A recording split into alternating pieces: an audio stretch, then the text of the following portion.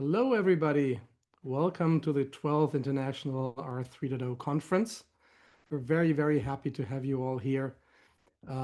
This conference is very special to us in many, many different ways. First of all, it is the first conference that is fully concentrated on bioregionalism, as you can already see in the title, Braiding Bioregional Resilience and Regeneration, Learning to Re-inhabit Earth Together.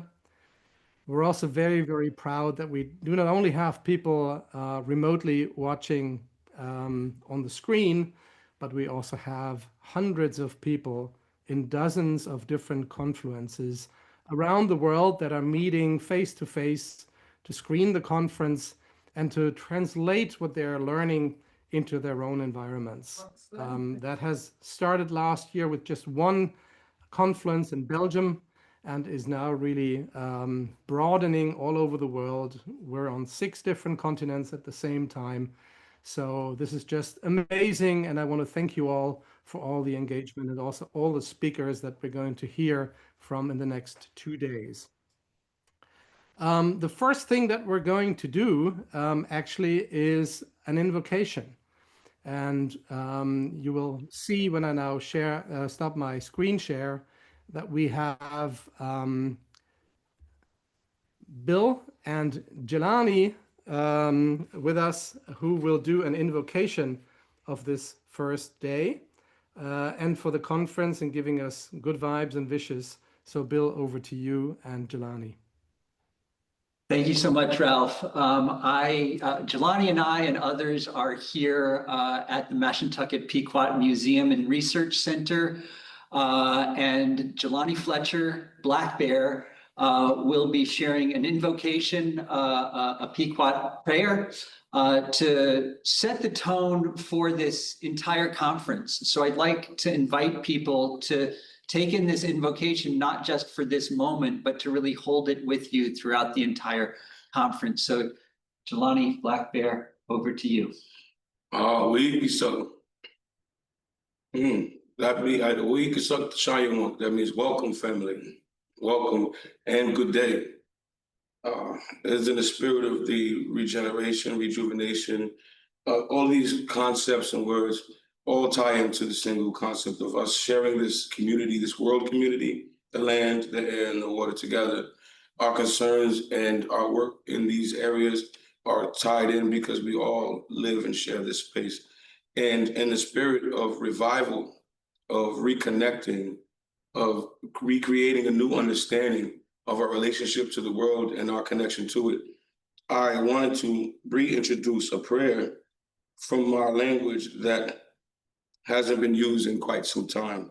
So, Natasuiz Jelani Fletcher Asu Moimis Napoyon Wanchi Wampanayo Pequot. My name is Jelani Fletcher, also known as Black Bear. I am from the Northeastern Pequot Reservation here in North Stonington. And I'd like to share this prayer with you that we're reviving, that was lost for some time in our language, because our language is taken from us. And in the reclamation of our right to stewardship in this land and our shared understanding of stewardship together, I'd like to share this with you. Manitou, Kutabatush Wachi Wami Chakanish, Kutabatush Wachi Haki, Kutabatush Wachi Kisop, Kutabatush Wachi Nopi, Kutabatush Wachi Yuta, Kutabatush Wachi Wami Awawasu, Kutabatush Wachi Wami Uyono, Ya. And the translation is, I thank you, go Great Spirit. I thank you for all things. I thank you for the land. I thank you for the sky. I thank you for the water. And I thank you for the fire. I thank you for all the animals in our relations. I thank you for all the people. And may God let it be so. And in the spirit of that understanding and our right relations with the Creator and our sacred obligations to the Creator as stewards, being placed with the power of dominion of this planet, this place, this space that we share, we all have to understand our sacred obligations to that land, to each other, to the Creator, and to the community and the world at large. May that continue in our spirit moving forward together here today, and may we carry that together moving forward ever after. Aho and amen.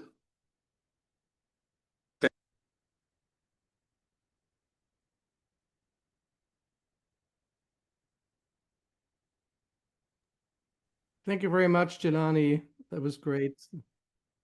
In the meanwhile, while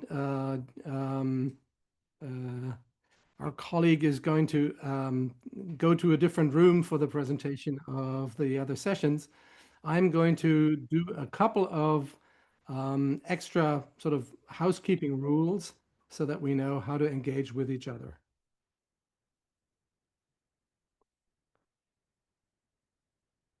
So just simply, we're on Zoom. We're not on a webinar. We're on a normal Zoom line because we also want to have interaction with you guys.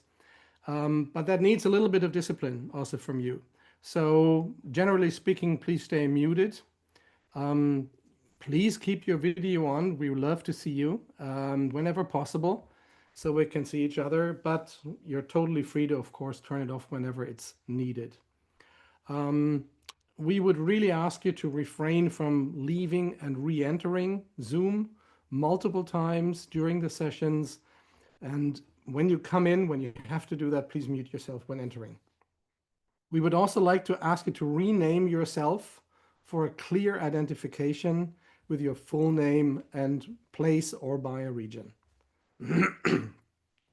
During the sessions, you will have the chance to answer, to put in questions into the chat sidebar. And please do that as soon as an issue comes up and you want to ask that questions. But of course, they should be focused on the substantive issues of the session.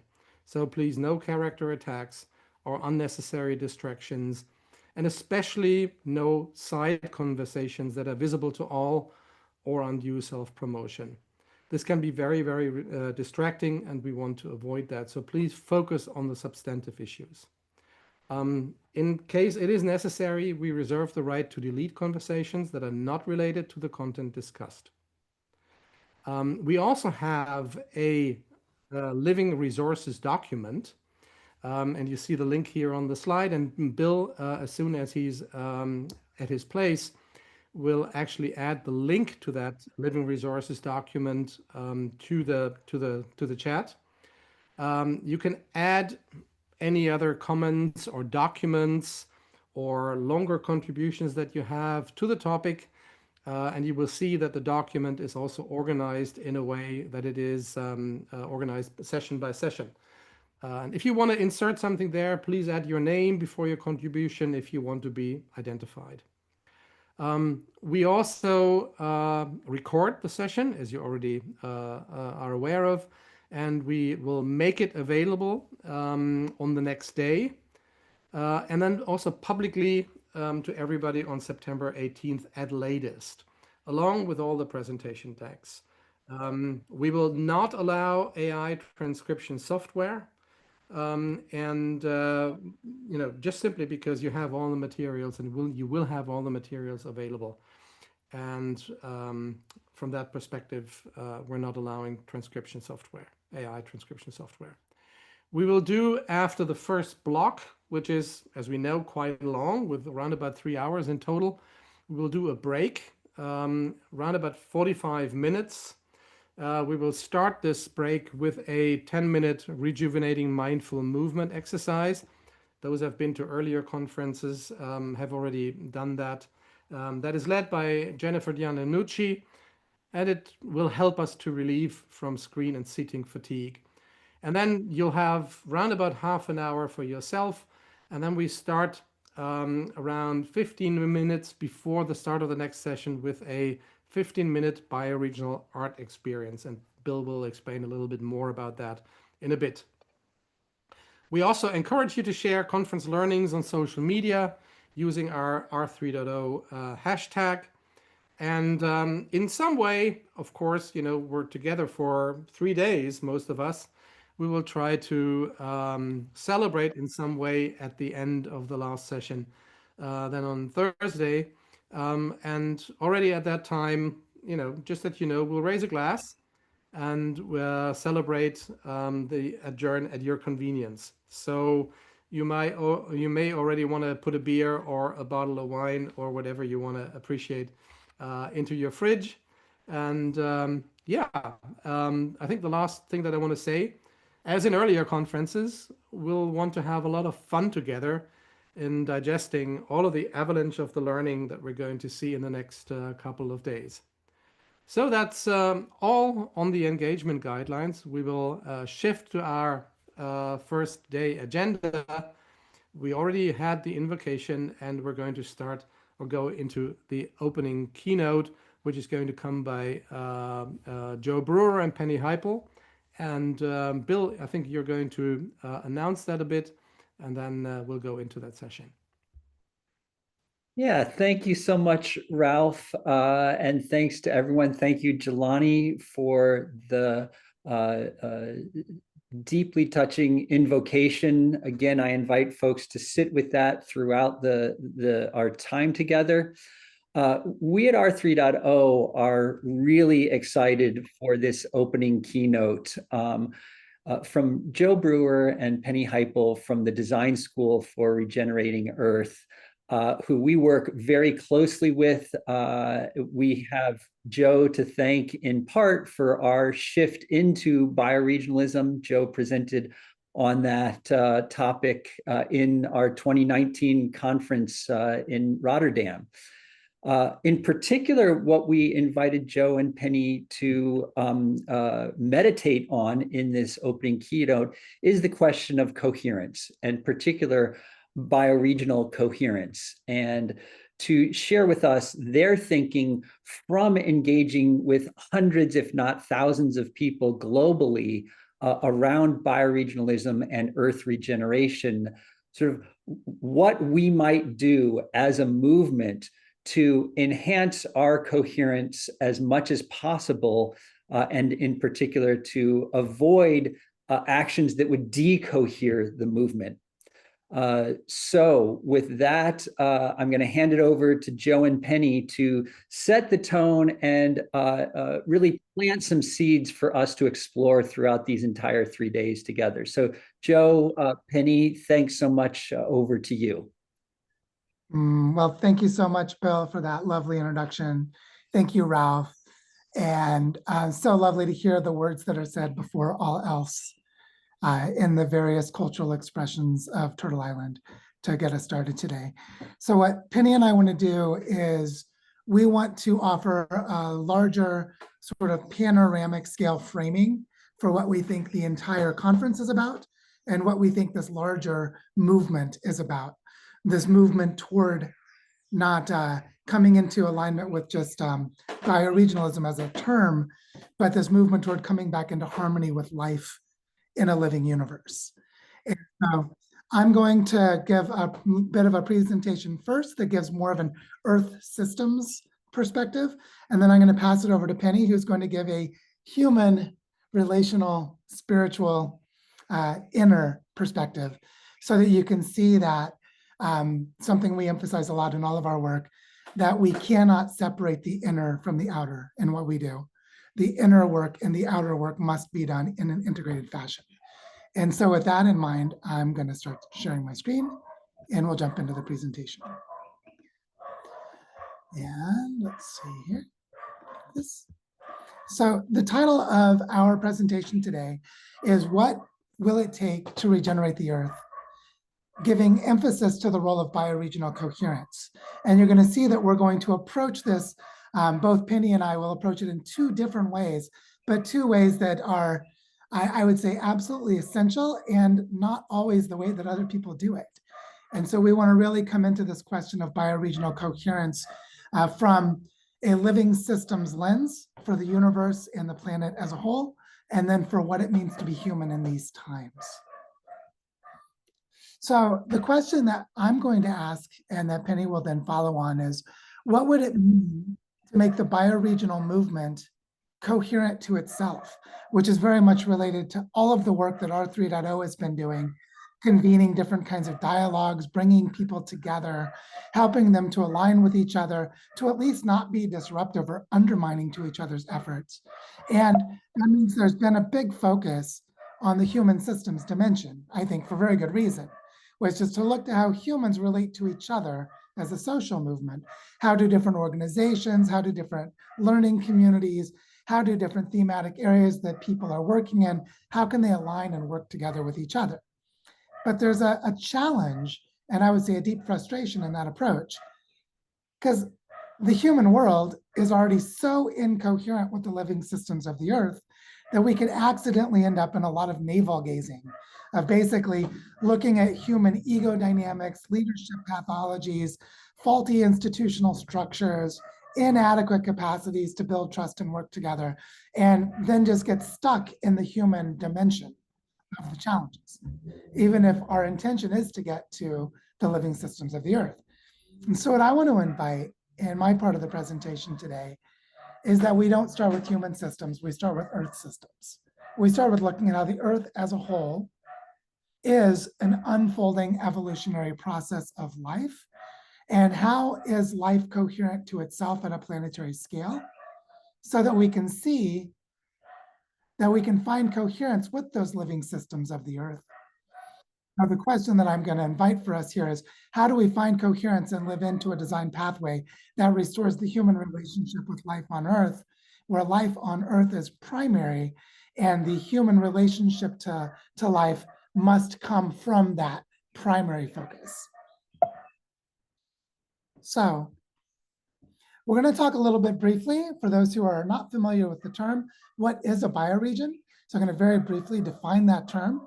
And then I'm going to start with a non-human perspective, which is to look how life is organized on Earth by water.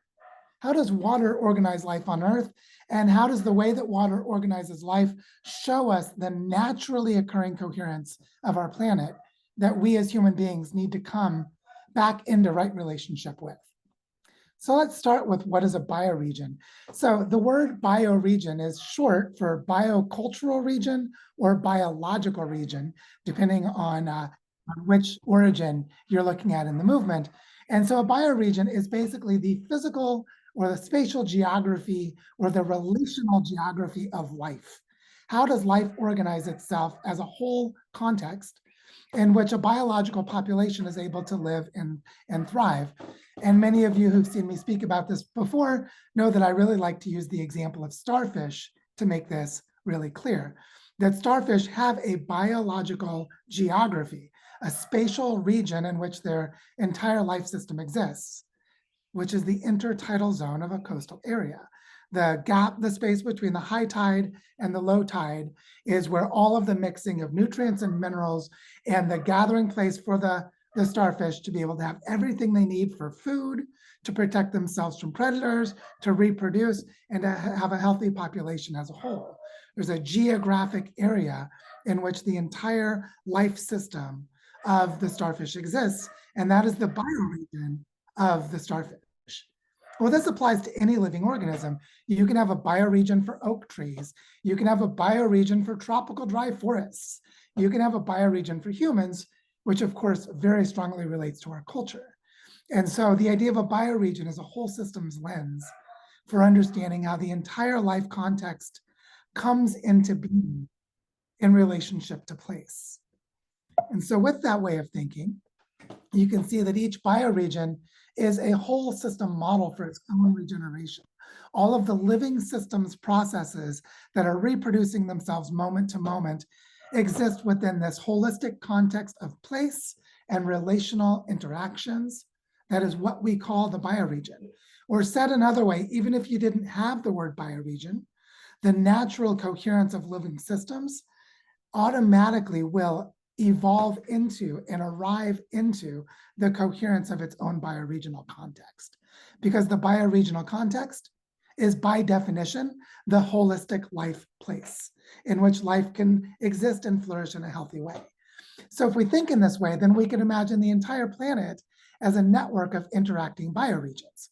And each bioregion is a whole system model for its own regeneration, which means it's already coherent to itself. And we need to organize a planetary network of learning exchanges between bioregions, and we need to do it the way that the Earth already has interdependencies between those bioregions. So basically, to summarize, the planetary predicament of humans is that what needs to happen is we need to recreate the conditions for living locally in terms of material flows, integrated life systems, and thriving of families and communities across the entire planet. And what you can see in this map is color-coded to different biomes, different ecological or ecoregional contexts based on the type of climate, the type of soil, the type of geology, the type of ecosystems. The important thing for our purposes is that it's not all one color. Each color represents a different kind of ecological context, which means we should expect different human cultural expressions for how to live in right relationship to place based on the kind of place it is. And so when we look at the planet as a whole, there's a diversity of ecological contexts. So we should expect a diversity of human cultural expressions for how to live in right relationship to place. And that's how we get back to sustainability. Back in 1983, after a 10-year process with a group called the Balaton Group, which grew out of the original 1972 Limits to Growth study, they found that there was only one pathway to get to planetary sustainability. And this was said more than 30 years ago in 1983. This is Vernon Rutten, who is an agroeconomist, saying that each agroeconomic region is so unique that the concept of transfer of technology is irrelevant. What's relevant is the transfer of the capacity to develop technology and institutions consistent with the local culture and the local ecology. He called it cultural endowment and resource endowment, but basically that we need to create learning ecosystems at the bioregional scale that are contextually shaped by local culture and ecology. And we need to do this all over the planet. And Dana Meadows came out of this saying that from all of this work, there came a vision of a number of bioregional learning centers or holistic ways of learning how to live in place. And that each one of these bioregional learning centers would be responsible for how to manage the regeneration, the health and flourishing of each local context. Said another way, the only way to achieve planetary resilience, planetary sustainability, is to create a planetary network of bioregions and have each bioregion have holistic understanding of itself through educational processes. And then that educational process tells us how to create local living economies. All of this language came out of the work of the 1970s and the 1980s. And between 1983 and today, no one has found a better pathway to planetary regeneration or planetary sustainability because no other pathway exists. So the only way to achieve planetary sustainability is to come back into right relationship with our local places, embedded within the larger scale interactions of the planet as a whole. So with that in mind, let's look at bioregional coherence from the Earth rather than from humans. And one great way to see bioregional coherence is to see how water creates the patterns for life on the planet and how water naturally gives rise to bioregional coherence. So the important, the important thing here is that for life to exist on any planet, this is like astrobiology 101. For life to exist on any planet, the first thing is the planet needs to have the right combination of temperature and of material composition that water exists naturally in all three forms. There's liquid water, there's solid water in the form of ice, and there's gaseous water in the form of water vapor. Without all three of these states of water on the surface of the Earth, you cannot have life. The water vapor gives rise to clouds, gives rise to weather. The solid ice gives rise to mixing processes, changing the Earth's surface, and the flowing and movement of liquid water gives rise to the context in which life can emerge. And life emerges at the intersection of these three stages, these three phases of water, which means you can't have life on Earth and you can't have bioregions without the planet having a stellar relationship, a solar system in which the planet is positioned relative to its home star in the Goldilocks zone, not too hot and not too cold, which means bioregional coherence requires a planet that's not too large and not too small, a planet that is positioned within its solar system, not too close and not too far away. Notice this has nothing to do with human systems. This is cosmological. The cosmos tells us whether a bioregion can exist at all based on the relationship of the planet and its size and its position to its home star. Because that's what makes liquid water, water vapor, and ice possible to exist on the surface of the planet, all three states simultaneously. And we now know, based on studies of the origin of life, that the most likely scenario for the origin of life on Earth, which is the only place in the universe we know for sure there is life, it formed in the geothermal vents at the ocean floor. Now, what's interesting is in the ocean floor, the water is very cold. It's in a liquid state, but because of plate tectonics, there is carbon dioxide and other minerals being released in these thermal vents. And here you can see that fire, water, and air are all mixing together at the seafloor, creating the polypeptide chains, the early forms of proteins that gave rise to the first RNA and later the first DNA to enable life to exist. So the coherence of life on Earth is that it always is born in water in a liquid state, but in a liquid state where there's a metabolic process that you could think of as being like fire, and that there are membranes or boundaries at which life can emerge. Now, what's interesting is you can already see that the coherence in life on Earth depends on the Sun-Earth relationship, but you may not know it also depends on the Earth-Moon relationship, because the moon, in its continual dance of circling and the Earth circling in the moon in this orbital pattern, creates the tidal forces that mix the Earth's ocean. So the rising and the falling of the tides, which create a differential pressure and force pulling at the Earth's crust, which is why plate tectonics never stopped.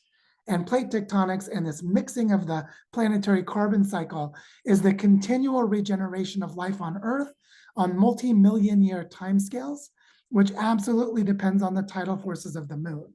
And the moon's mixing of the ocean and the thermal vents that occur at the continent and ocean plate boundaries is where life emerged, which is to say that the coherence of bioregions depends on the moon's tidal forces and the continual mixing of the Earth's ocean. Now, another key dynamic is that we have weather, and weather exists on Earth for two primary reasons. One is the Earth rotates, creating a rotational velocity, and the second is that the Earth is positioned relative to the sun, where the solar radiation or the heating from the sun is more intense near the equator and is more distributed and less intense away from the equator. What that means is that we have a continual thermal pump, heat moving from the equator toward the poles as the Earth rotates. And as the Earth rotates, and this difference in heating between the equator and the pole naturally gives rise to a fluid mixing process that I won't go into here. I just want you to see what it looks like. What you can see is that in the Earth's atmosphere, there are places where air rises and places where air falls. Where air rises, what here are called the Hadley cells and the polar cells. This is where we create our weather systems, our jet streams, and the creation of weather patterns, which creates our precipitation, which is where our rivers are born. And then you see these feral cells, these downwelling areas, where statistically speaking, you have less rainfall. This creates the subtropical jet streams in the stratosphere of the Earth's atmosphere.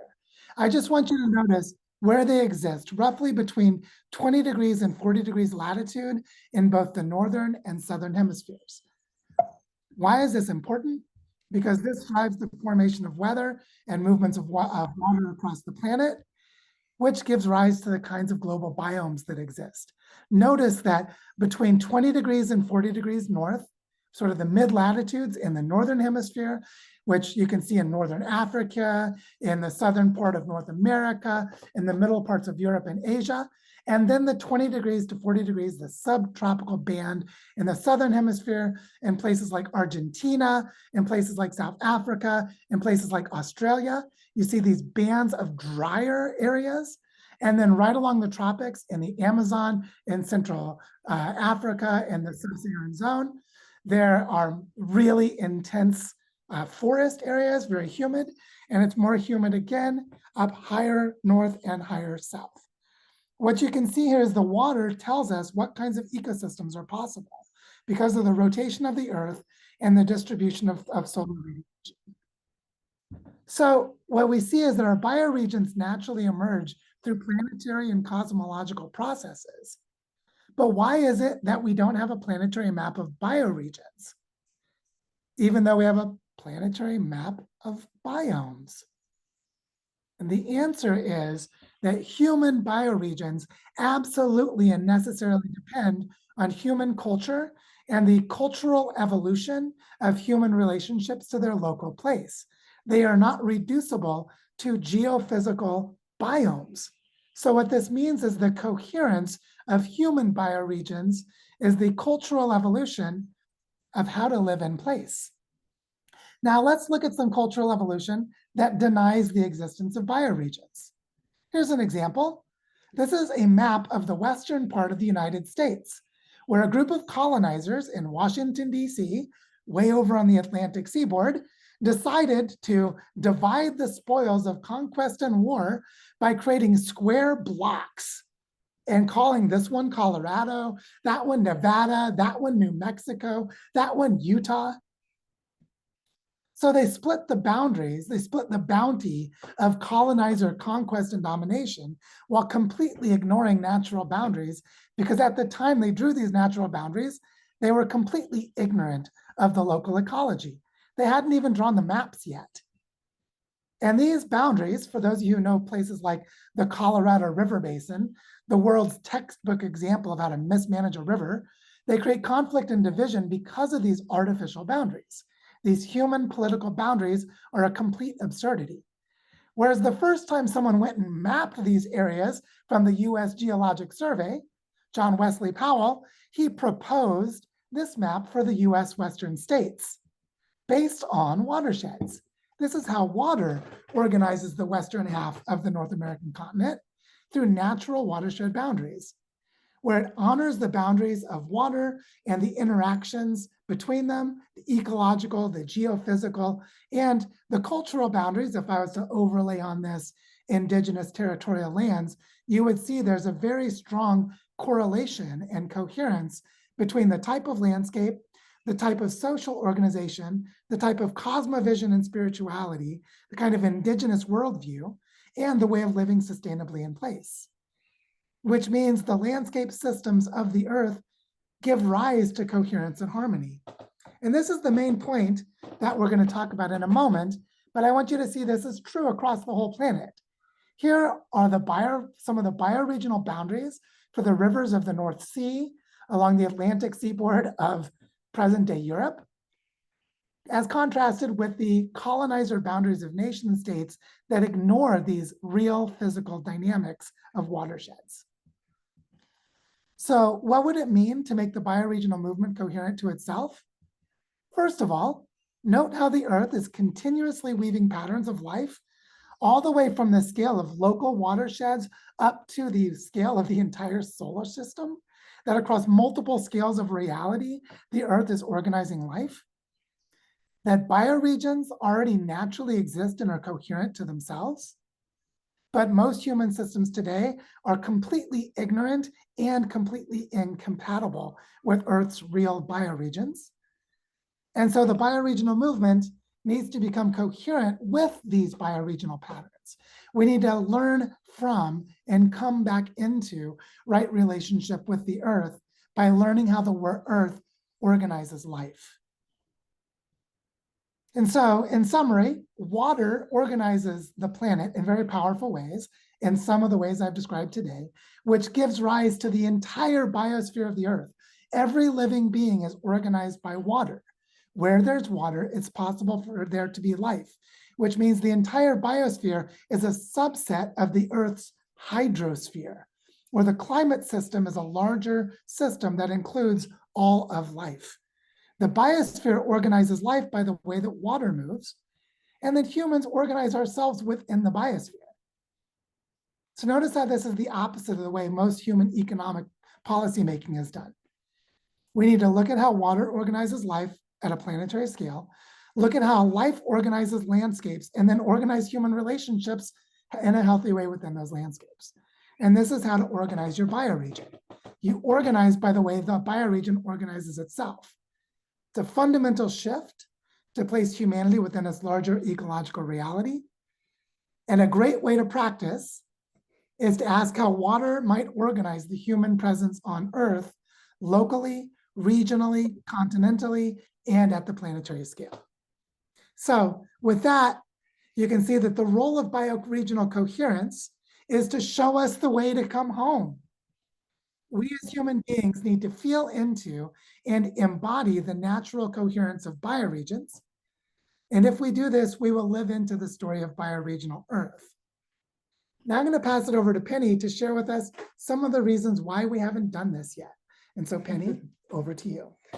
Thanks, Joe. So what I'm going to do now is just take a slightly different angle on what Joe is saying here by talking about this concept here, embodying eco-hollow fractal coherence. So, and how does that relate to bioregions? How does that relate to the question Joe just posed about what would it mean for the bioregional movement to be coherent to itself? So you might have heard this term if you've been following r3.0 leading up to the conference. Bill Bowie and David Hankey had a conversation about this, and Bill also wrote an article about bioregions as a fractal pattern. So I'm going to come back to that, but first I'm going to talk about coherence a little bit. So some key concepts related to coherence. Coherence is defined in several different ways, in some technical ways and some more general ways, depending on its use. But for now, I'm just going to talk about sort of the more general overview of what this coherence means. So if you think about parts fitting together to create a unified whole, and that the parts being harmoniously aligned, integrated, and connected. So the parts come together to actually create a coherent whole together. They're mutually reinforcing and supporting. You may have seen Bill sometimes shows a graphic of wave functions coming together to support each other. If they're in phase, then they're mutually reinforcing and supporting. And then if you look at the whole itself, then the whole is ordered, stable, and balanced, and there's an efficient use of energy and optimal functioning.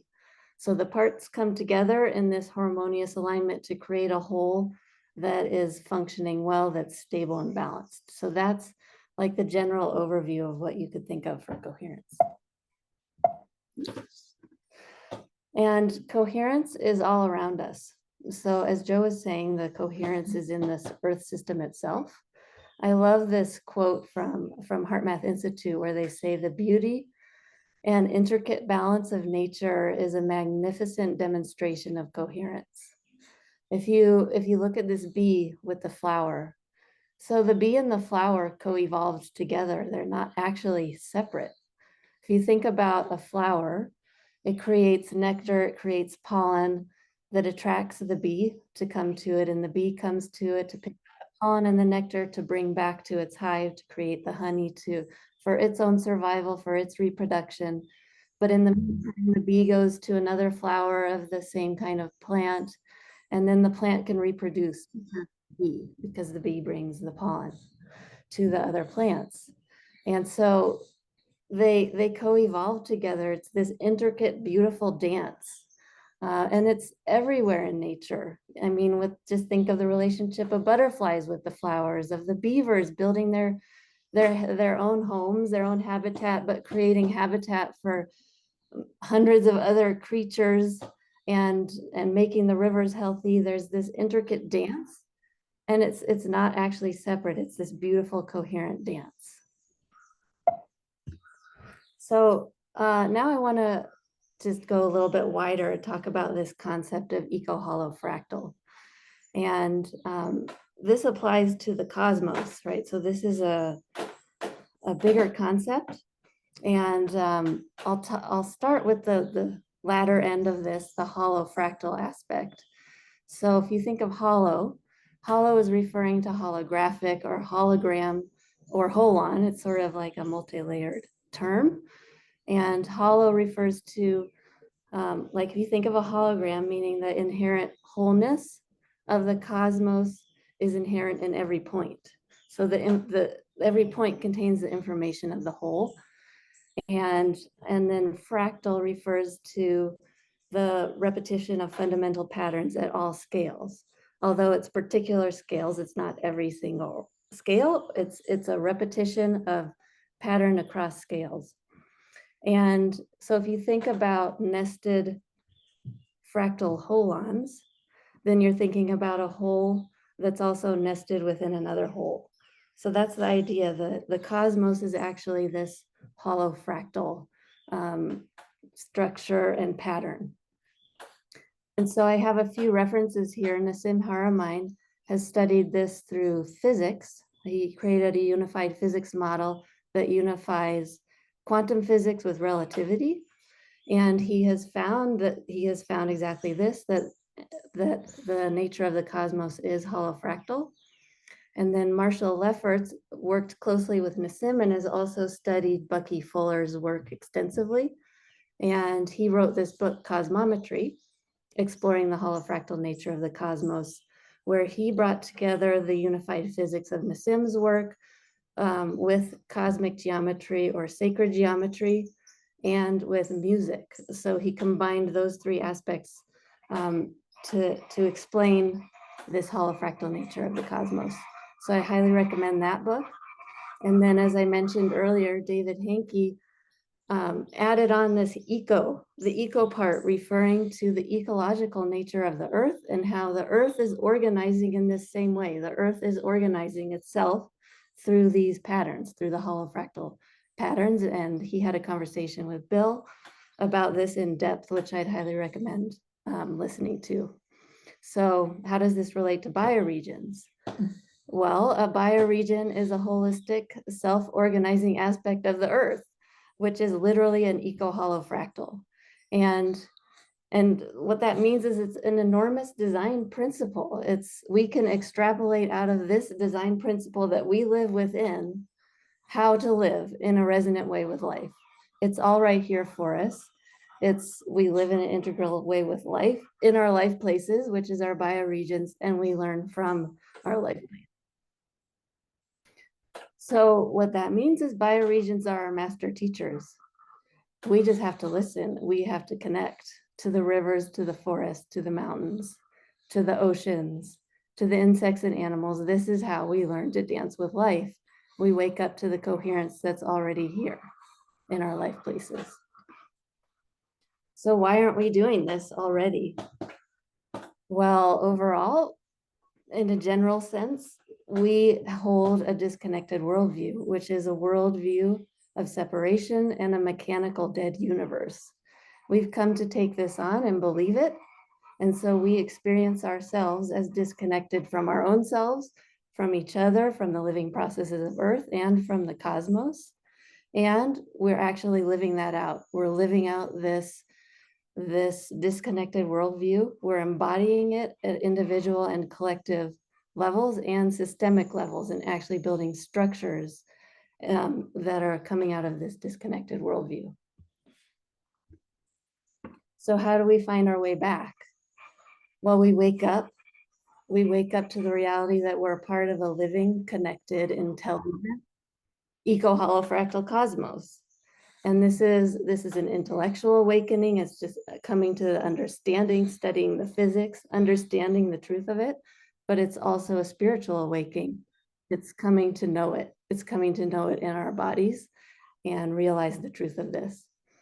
And then we have to embody this, both individually and collectively at a systemic level, at a planetary scale. So we have to live it out together in a coherent way across the planet, as Joe was describing.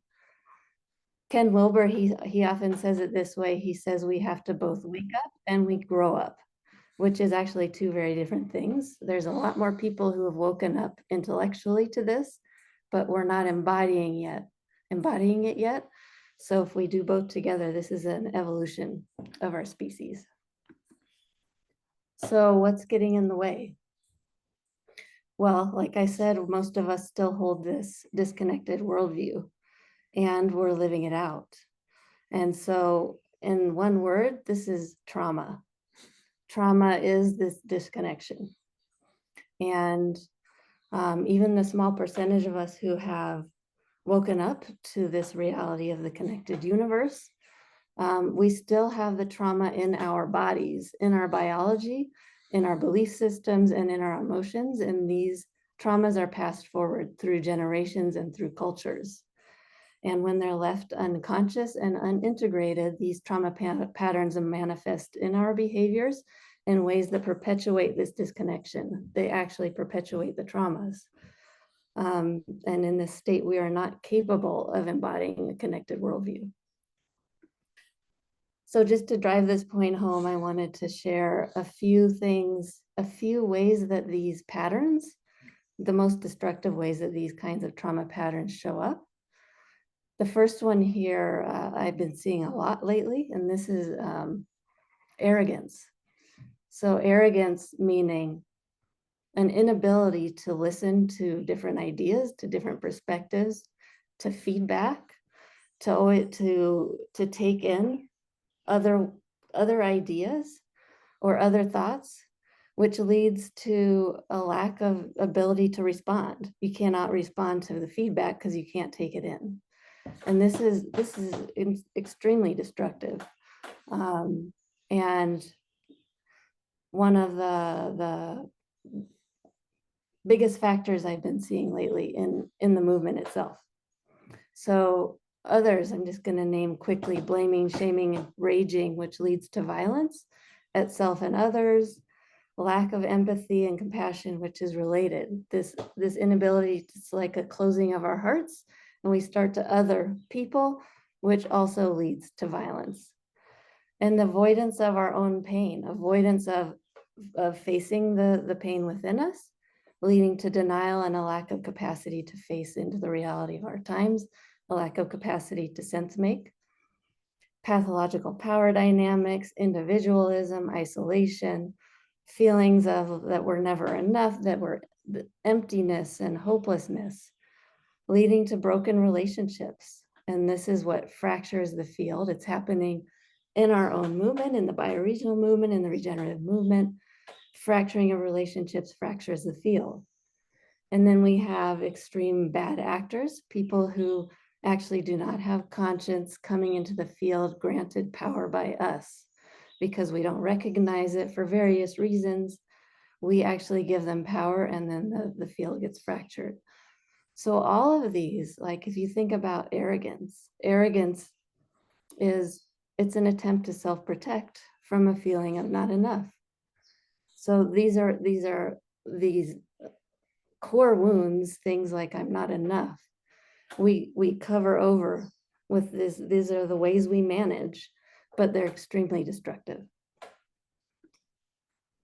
So back to the question Joe brought to us: what would it mean to make the bioregional movement coherent to itself? First of all, the coherence is already here. It's in the cosmos we're a part of. We're literally made of stardust. We all live in bioregions, which are self-organizing eco-holofractal holes of the Earth itself. Everything we need is here. Everything we need to learn to come back into living connection. We just have to come back into connection. The thing that's preventing that is these traumas, but the wound is the pathway. All we have to do is turn toward our deepest pains, meet them with love, meet them in a particular way that allows them to integrate, because at the heart of our wounds is actually the intelligence of the cosmos. And this is the pathway of transformation, true transformation back into connection. And as we transform and reconnect, we actually become capable of embodying a reciprocal relationship with life itself and become capable of living into a bioregional earth. So, pass it back to Joe. So I just want to share an example of what Penny's talking about as a way of bringing this home. I have a collaborator here in Colombia who's an amazing community leader who was not able to accept or embody regeneration because this was a woman who had experienced extreme sexual trauma and abuse as a child from a family member. And what came out was, as she was trying to let herself feel what regeneration is, she kept hating it and detesting it and pushing it away and criticizing it. And it was because she didn't realize she had locked all this trauma into her body.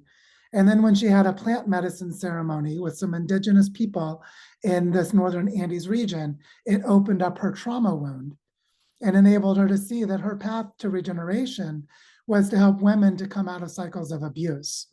And it was just a way of showing how sometimes surprising the wound as the pathway can be. But that the insight for us in this, all of this, is that bioregions are already coherent to themselves. We humans have come out of that coherence. We need to find our way back in. And as Penny said, it's all here already. It's all here already. We don't need new technologies. We don't need some outside miracle from some other ethereal realm. We just need to come back into our own body connection and our body connection back into our life places. And in doing this, we will become coherent with the naturally occurring patterns of bioregions on Earth. And so that's what we wanted to share with you all today.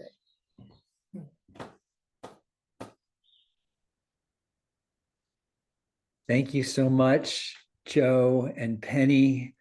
I'm going to invite people to just take that in for a moment. That's a lot to think about and also to take into our bodies and to process somatically as well as intellectually and to process in our heart. So just a moment to take that in.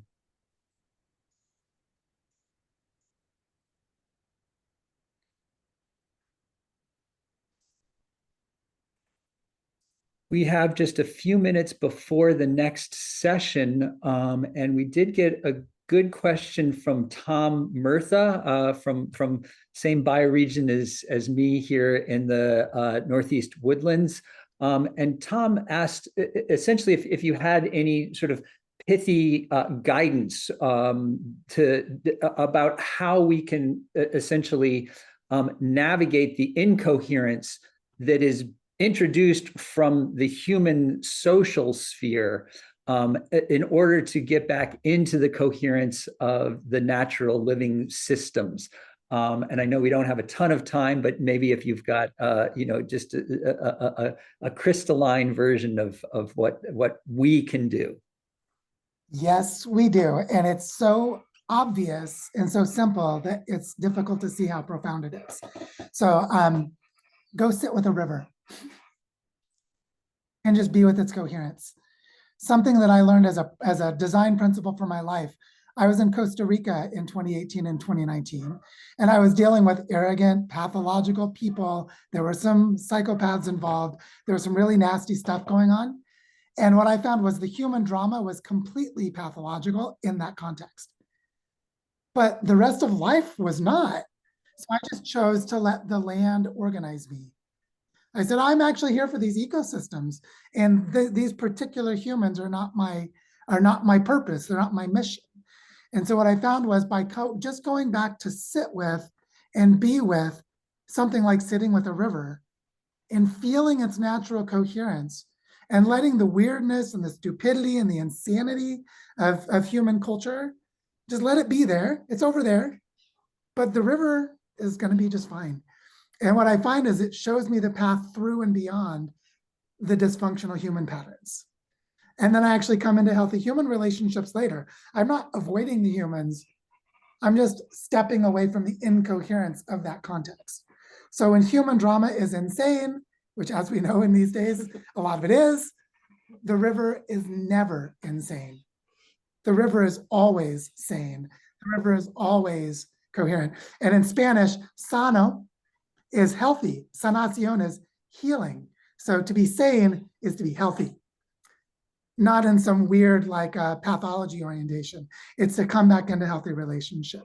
So the answer, Tom, is go be with something sane. And rivers are a great place to start. Yeah, I would just add that also within us, underneath all the noise, underneath these trauma patterns, within us is the intelligence that I talked about. And you can actually feel the rhythms, these slower rhythms, this deeper health within yourself, and you can start to learn to tune into that. So you can tune into the beauty around you, look for the beauty. That's the coherence. Look for the coherence in other people who are surrounding you, who are supporting you. Find the ones that are sane or that can be with you. So it's like it's looking for the coherence and continually returning to that as a resource. And then you can face into these more difficult things. Yeah. Excellent. Thank you very much, Joe and Penny. I particularly appreciate how you are spotlighting the fact that this coherence pre-exists, that it continues to exist, and that it's really a question of us human beings coming into alignment with that, and in particular, sharing a couple of fairly straightforward tools that we can use. And maybe it's sit beside a river, maybe it's sit in a forest or walk through a forest. But these are things that we can do to reconnect ourselves and to avoid the kind of decoherence that we don't see as much in the natural world. So thank you very much for setting the tone of today's conversation. There are a few more questions that have come in the sidebar, and I'm going to harvest those into our resources document. So, if you have some time and inclination to answer those, maybe during a break period or in the future, that living resources document will continue to exist even after. It's not like the chat that will disappear.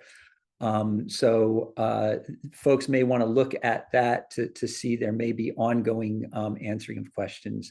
But we do need to shift into our next session, which you have teed up so brilliantly, Joe and Penny. So thank you. Again, another moment of applause and appreciation for Joe and Penny while Ralph brings up the slides. Thank you.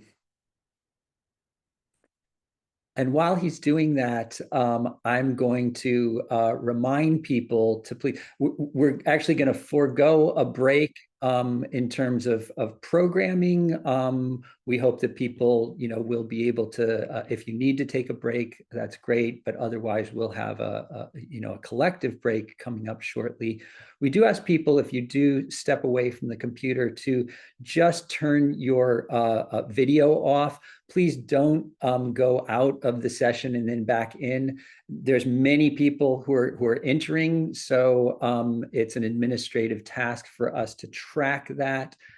So it's easy enough to just stay in the session instead of going in and coming back, going out and coming back in. So just a bit of housekeeping here.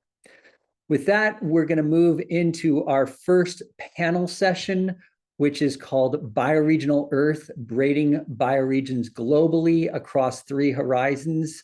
And you see the speakers below. Stan Smith, from the permanent ambassador to the United Nations from the Bahamas, is not able to join us. He's having to meet with his foreign minister during this time. So unfortunately, that took precedent over this. We'll look for ways to integrate his input at other times. But we do have Michelle Maloney, Nisha Mary Pelos, Atosa Sultani, and Susan Bosak joining us. And so they will each be speaking for about 12 minutes. And then that will take up about the first hour of this 2-hour session. And then the second hour, we will move into dialogue.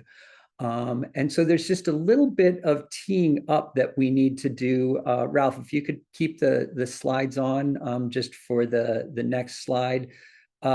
Just the terminology here of 3 horizons, we recognize that many of you are familiar with that, but we wanted to just introduce it for those of you who aren't. The 3 horizons framework comes from Bill Sharp in the International Futures Forum. And it mentions Horizon 1 being the existing business as usual trajectory. And Horizon 2 is the emerging new realities. It's called disruptive innovation here. And Horizon 3 is an emerging future state, a more desirable future state.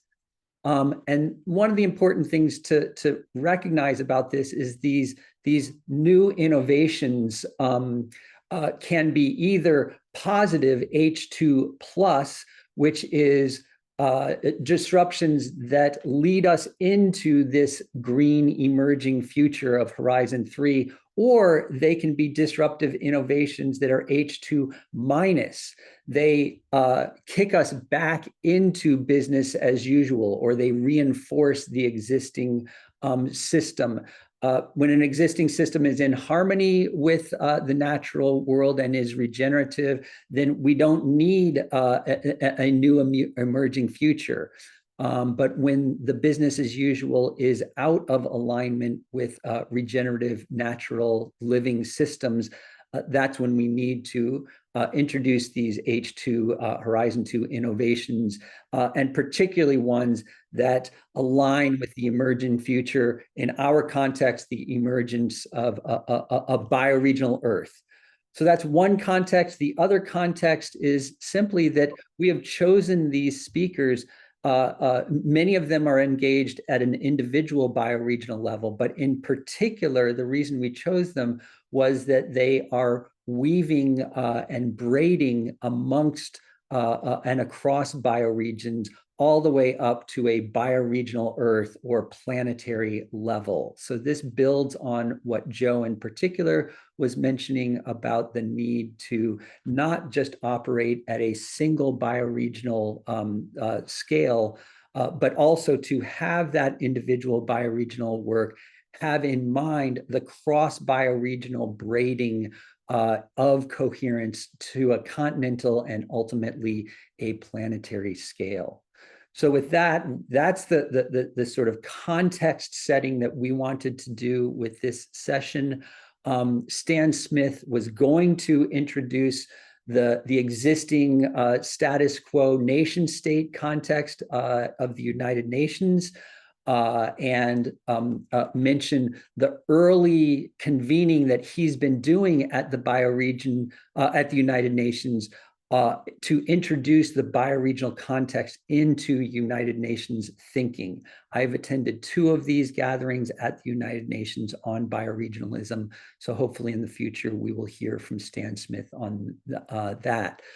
But we're lucky to have a really great group of speakers. We're going to start with Michelle Maloney in bringing us an Australian perspective, and in particular a relational governance, Indigenous relational governance perspective to bioregioning. So Michelle, if you want to go off mute and bring your slides up, we'll hand it over to you for the first about 12-minute session. Thank you so much. And I've been told that my Zoom screen occasionally shows the gray spots where the photos are, so I'll try to minimize any interference on my images. Okay, but thank you so much for the invitation to speak. I'm really quite honored to join these amazing folks on this panel, our other speakers, and everybody in the audience. As Bill said, my name is Michelle Maloney. I'm the co-founder and national convener of a group called the Australian Earth Laws Alliance. AILA is the organisation. And I'm going to talk a bit about bioregioning in Australia. Start my little timer. I'd like to first acknowledge the First Peoples, whose country I'm lucky enough to live, work and play on. And I'll talk in a moment about the colonial history of Australia and the remarkable ongoing governance system of the First Peoples of Australia, or the Aboriginal Indigenous peoples. But I'd like to acknowledge that I live, work and play here in the beautiful lands of the Cubby Cubby peoples. And when I'm up the back of my yard and look out, I see part of this view of they're called the Glasshouse Mountains. So I'd like to acknowledge elders past and present, and acknowledge that land was never ceded. Australia always was and always will be Aboriginal land. A very quick overview of my slides today. So in Australia, we have a lot of amazing regenerative, place-based, bioregional and caring for country projects. We also have a lot of challenges. Working in a nation state that has an ongoing colonial legacy, as many countries do. Therefore, our culture, politics, economic system, laws, governance, the dominant systems are still characterized by what I would call Western industrialized extractivism. And it's those systems that offer the greatest challenge to a lot of the work that many of us would like to do to care for the earth and to care for each other. My organisation's focus is in relation to the bioregioning aspect. We're really passionate about increasing the understanding that amongst people who often are disconnected from nature, increasing the understanding that nature is the foundation of life, which sounds obvious to many of us, but also that it can be the guide for human societies. We're passionate about bioregional governance and all aspects of bioregioning, but because my background's in law and governance, and many of the people we work with who set up AILA together, our focus really is on building an earth-centred culture and earth-centred governance and laws. And finally, because we're in Australia and because we love this place and the peoples in it, we are really passionate about celebrating and learning from the oldest continuous cultures, or one of the oldest continuous cultures on Earth, the Aboriginal peoples of Australia. So firstly, organisations, and we have a lot of terrific people on the ground in Australia, many of whom would not call their work bioregioning, but what they are doing is place-based economic initiatives, or reimagining how to transition their local communities into a sustainable and safe future.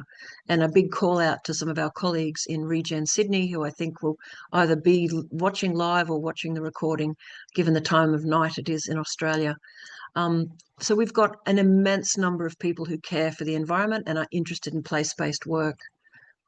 We also have this remarkable group of people in Australia, our First Nations peoples, involved in caring for country. And I won't go into definitions too much, but when we refer to caring for country, country is Aboriginal English that brings together the idea of land as a sacred entity and peoples having their own traditional estates.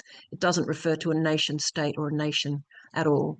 So here in Australia, we have remarkable land and sea ranges, traditional stewards, thousands of people continuing the ancient practices of caring for country, caring for each other. We also have in the contemporary scene local land care and wildlife, natural resource management groups, and an abundance of departments and government agencies and local governments. Everyone's trying to care for the place to some extent. However, a lot of what we're doing is trying to restore what's been lost, and we continue to cycle down. The last State of the Environment report, which is something released by the federal government, indicated that most of our ecosystems are being affected by climate change, land degradation, and a range of other impacts. This map's really important. It's a high level map of a complex web of maps that shows the original vegetation in 1788, and all of the white stuff is where most of it's been cleared or affected by development or pastoral, and there's a big overlay with agricultural land. And the reason I show this is to remind us that despite there being terrific and amazing people caring for the land and thinking about bioregioning, we still have some pretty severe challenges ahead of us, because if this is the level of degradation we've brought this continent to in a very short amount of time, just at that point 150 years, then we've got a future that needs a very different approach. And of course, what happened in 1788 as part of the Eurocentric colonial imperialistic project, we saw countries around the world being invaded and colonized by European powers. What that brought, and I really love Joe Brewer's showing of the map where colonial folk drew straight lines all over the continent. You can see here that this very similar process happened in Australia. And it's really important for us in Australia to understand the past and to reconcile ourselves with the fact that the old British Empire brought its worldview and its governance system to this continent. And all of those structures, or most of them, are still in place. And they are some of the issues we need to challenge. And bioregioning is, quite frankly, a beautiful, effective way to challenge these systems that do not care for the earth, and often today are not caring for each other. I won't go through that whole list, but when I give talks about earth laws and other systems here in Australia, I like to remind people that in 1788, Europe was in a particularly harsh period of early industrialization, massive gaps between rich and poor, and the idea of sort of paternalism at its best, patriarchy at its worst, top-down centralized control by both government and corporations. And for anyone who's in a country that was colonized by Europeans, we know that the corporations often followed rich white men who wanted to come to a place and use the resources. They built their corporations and they got government sanctions. And then there was this endless, intricate relationship between elite power. And most importantly for me, I guess, is the idea that European culture that came to other places saw, and in many places continues to see, nature merely as human property. Resource extraction is the reason why that map of Australia shifted from vegetation everywhere to massive white patches. So today, Australia's dominant governance systems are like many others around the world. All of those systems are not helping us care for the place. But in contrast, and this is something that's of powerful and passionate interest to many of us in Australia, we live in a country where for more than 60,000 years, it's probably older than that, the first peoples of the continent built over time immemorial a governance system that was built out from the land, out from country, and I'll talk a bit more about that. I really want to acknowledge someone that I work with very closely, Dr. Mary Graham. She's a Kombu person from the Yugambeh language-speaking peoples. We're collaborating on a range of projects, and she's my mentor, my dear friend, and has taught me a tremendous amount about Aboriginal governance. I only know 0.5% of the knowledge that I'd love to know, but I reflect with great respect for Mary's work. This is how she describes the Aboriginal people's governance system when they managed the whole continent pre-1788, a place-based, sacralized, relationalist, collaborative, ecological stewardship system. And the relationalist ethos has taught Aboriginal people that the land is the source of the law, and law means L-A-W and L-O-R-E. It means everything. First laws tell people what country needs and what they need to do to live on land.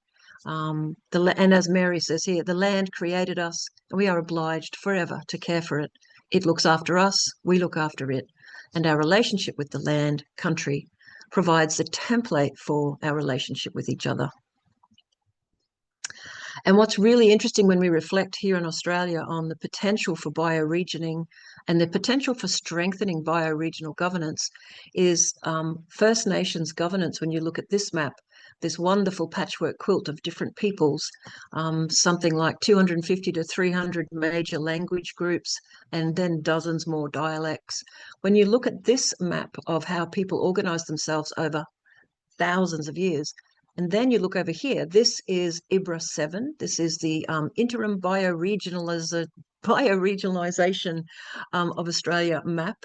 We have 89 bioregions recognised, defined by the geology up, and we have something like 415 sub-regions, which is all the little patches. And whether you look at either one of those, there's much more of a reflection across with Aboriginal governance than the big straight lines of Western society.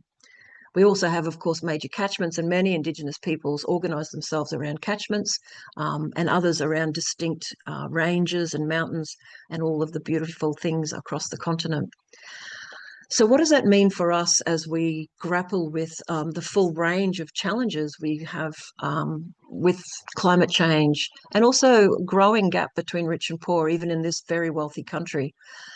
What we're doing inside AILA, very small, humble contribution, is we've developed a framework to help people, and we focus on folks in industrialized societies to explore how the living world can be a guide for their communities, economies, and governance. It's really about the foundations for bioregioning. And one of the first steps in all this process is to get together with Indigenous folks in the local region and start to build strong relationships and collaboration. And I'll just end now on the future. What we're interested in is continuing to connect with and learn from and share with all of the wonderful groups around Australia. And we see our role, the niche that we can fill, the thing that we could do perhaps usefully, given there's so many wonderful scientists and others out there already on the ground, saving wildlife, studying impacts. What we're interested in is how bioregional governance can support all of the great work that we want to do. We see the barriers of the Western industrialized systems, not all of it, obviously, we don't want to change society completely, but we do want to see the growth of an ecological stewardship system. We want to continue working to help people decolonize the way they think about what land is, what law is, how we can be good human beings on this continent, because we still, although most Australians love this place and love the country, we still are locked into a colonial worldview when it comes to many of our systems, our calendars, our seasons.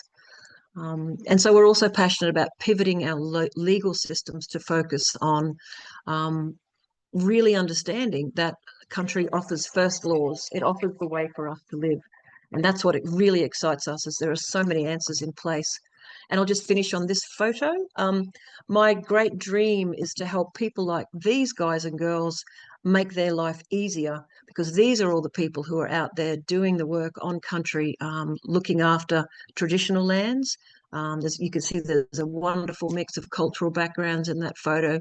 These are the people I admire and respect, but our legal system, our governance system, the way our politics and all of the structures are set up are constantly blocking local people and local initiatives, and making life very hard to do the right thing on country. So that's all I wanted to say, and thank you very much. And that is my favourite bee in the whole world. Australia has 2,000 species of native bees, and this is one of the beautiful ones. They're all beautiful. Thank you. The end. Thank you, Michelle. As we transition, I'll just invite people to again, pause momentarily to really let that sink in. Honor Michelle's sharings by letting her words sink in.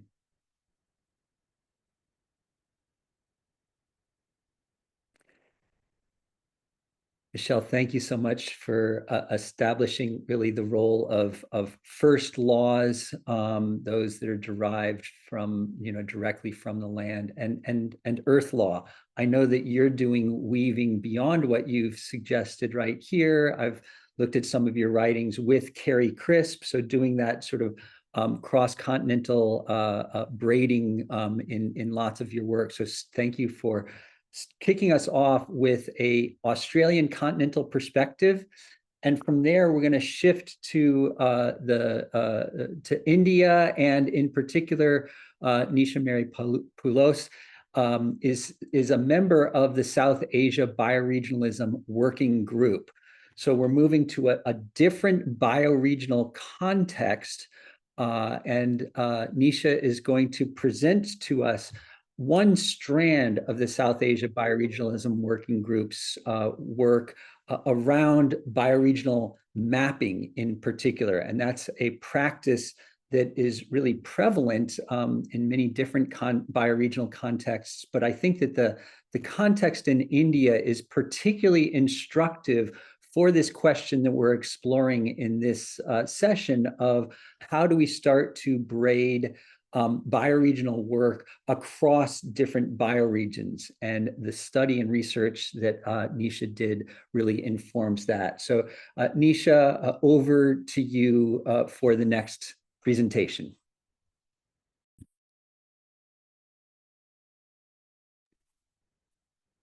And we're not hearing you, so you may still be on mute. There we go. Got it. Thank you. Thank you so much. So my name is Nisha Mary Paulos. I am a researcher. I'm a spatial planner. I've worked at both grassroots and at sort of governance policy, and also actual strategic design, going from I like to call it as going from settlement to habitat. I'm part of the South Asia Bioregionalism Working Group, which is a working group here based in South Asia. And that's the work that I'm representing here today. Perfect. Yeah. Right. So the South Asia Bioregionalism Working Group involves, we're all voluntary members coming from various walks of life and different deep dive professions, from the grassroots, from theoretical angles, from different specific expertise, everything ranging from water to the socio-ecological realities of South Asia. So this particular work that I co-authored with Manu Bhatnagar is a publication of where we were trying to map South Asia. And we've done at this point about 70% of the nation state of India. So it's an ongoing work. Today, I will not deep dive too much into what it is that we've mapped, but rather our intentions and goals, and also the process of the mapping. So South Asia, as if those of you who don't know, involve the entire the Indian subcontinent, which involves multiple countries. And as part of most of this region was under British colonial rule for about 200 years on average, some more, some parts more, some parts less. Much of what Michelle spoke about in terms of what the ethos of British colonialism is also true here. The way the governance units and the way the reasons and intentions, of course. So we're not going in. And we will also look. So here's what our goal was, to look at what was it before the British came, and then start peeling backwards. So that was our investigative journey of seeing what is the bioregional map of South Asia.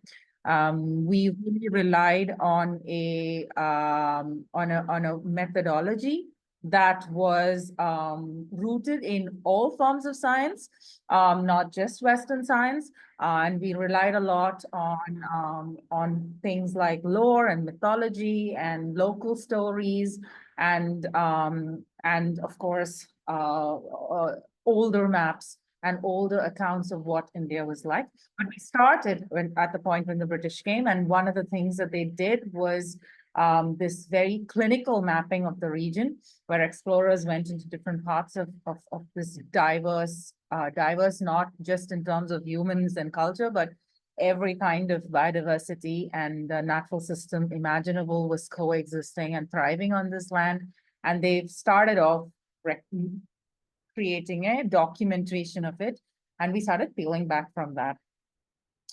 So just to give a quick idea of what South Asia is, South Asia involves countries of nation states of India, Sri Lanka, Pakistan, Afghanistan, Nepal, Bhutan, Tibet, Bangladesh, and then all those, and within each of these nation states, thousands upon thousands of cultures and traditions and people who've been inhabiting these regions and moving across these regions for so many years.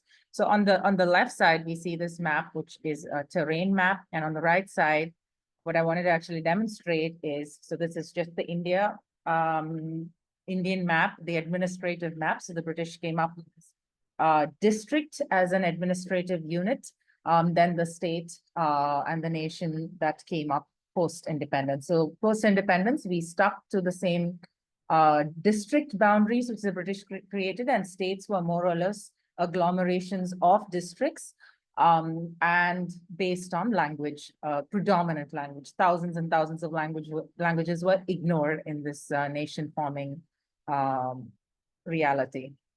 So this is sort of the ethos of our research. I really also want to sort of say that Penny and Joe's descriptions, all of bioregions and how we thought of it and water as a unit are all very relevant in this process that we did. So bioregion is more than a geographic or ecological unit. We think of it as an interconnected web of relationships between land, water, plants, animals, and human communities, as well as all other natural systems and all of the things we consider natural and non-natural. It embodies ancestral knowledge, cultural practices, and reciprocal responsibilities to sustain life in harmony with nature. And we really put a lot of stress on indigenous worldviews, and then that it was a deep kinship with the earth, and the spiritual practices, landscapes, ecosystems, and indigenous identities of being. So for those of you not really deeply aware of the reality of the subcontinent, we have so many cultures within cultures and so many layers of indigeneity, because the idea of indigenous itself is a colonial term, because it said who before the European colonizers came, the people who are living here. But in the subcontinent's history, which traverses at least 10,000 years of recorded history, we are speaking of many other types of invasions and colonizations as well. Yeah, so these were the various sort of unconventional approaches that we had to do, because we had to bridge realities. We were looking at sources which are not considered valid in mainstream science, and then we had to bridge it so that it could be understood and it could withstand scrutiny, basically. So yeah, so mapping tangible and intangible layers and evidencing what was the colonial biocultural resources. The reason the British did the mapping was so that they could extract resources and understand which people could be used for what and what could be taken from where. But now we are using this and from that, we started finding clues. And those clues we started unraveling, right? So, and we looked at things like memoirs from various poets and kings, stories from different poets and artists, artwork itself, tribal and indigenous identities, climate geography, travelogues, poetry, and things like the Sangam era, which was considered the golden age in some parts of India, which is from the 3rd century BC to 3rd century CE. So the way we did it, there was a dual analysis. There was one, which is a natural system analysis, which we did in parallel to create layers.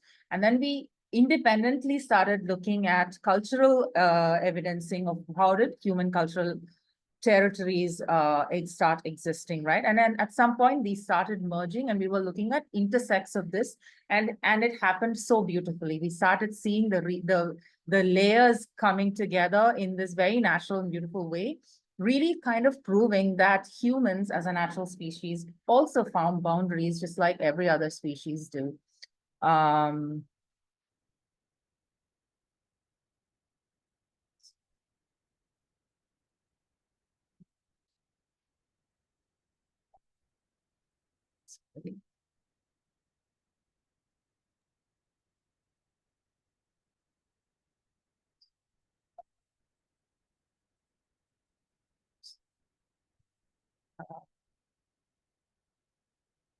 Okay, sorry.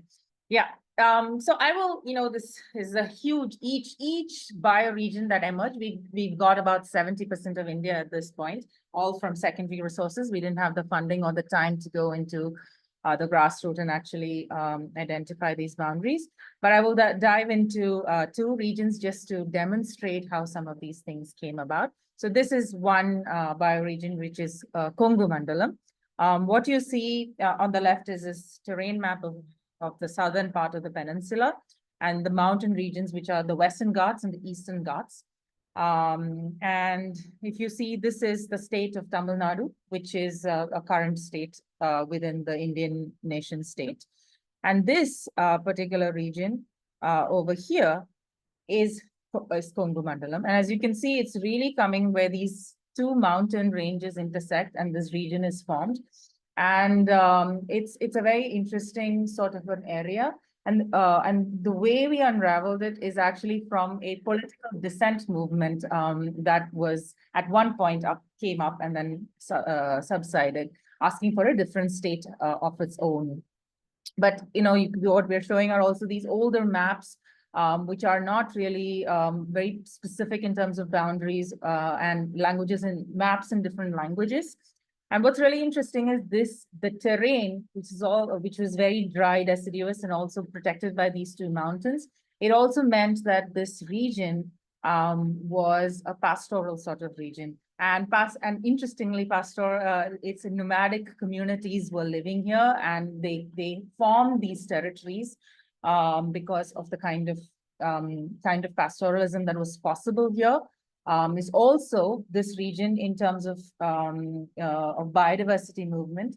Animals like elephants moved from the Western Ghats to the Eastern Ghats. Insects like butterflies, there's huge mass butterfly migrations from the Western Ghats to the Eastern Ghats. And this particular region is the transitional region. So what's really interesting is how the human communities were also nomadic in this region. And in that process created a very, very powerful biocultural identity. So agrarian traditions were actually one of the primary indicators of this being a bioregion, along with, of course, all the ecological layers that started aligning. The second region I want to show is Tulunad. So Tulunad is basically it's again a very interesting sort of that blue little bit on the map on the west, in the left side is the region that shows where Tulunad is. But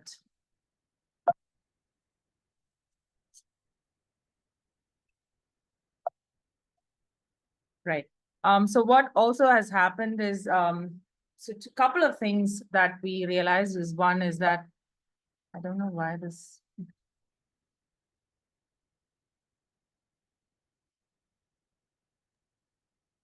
Right.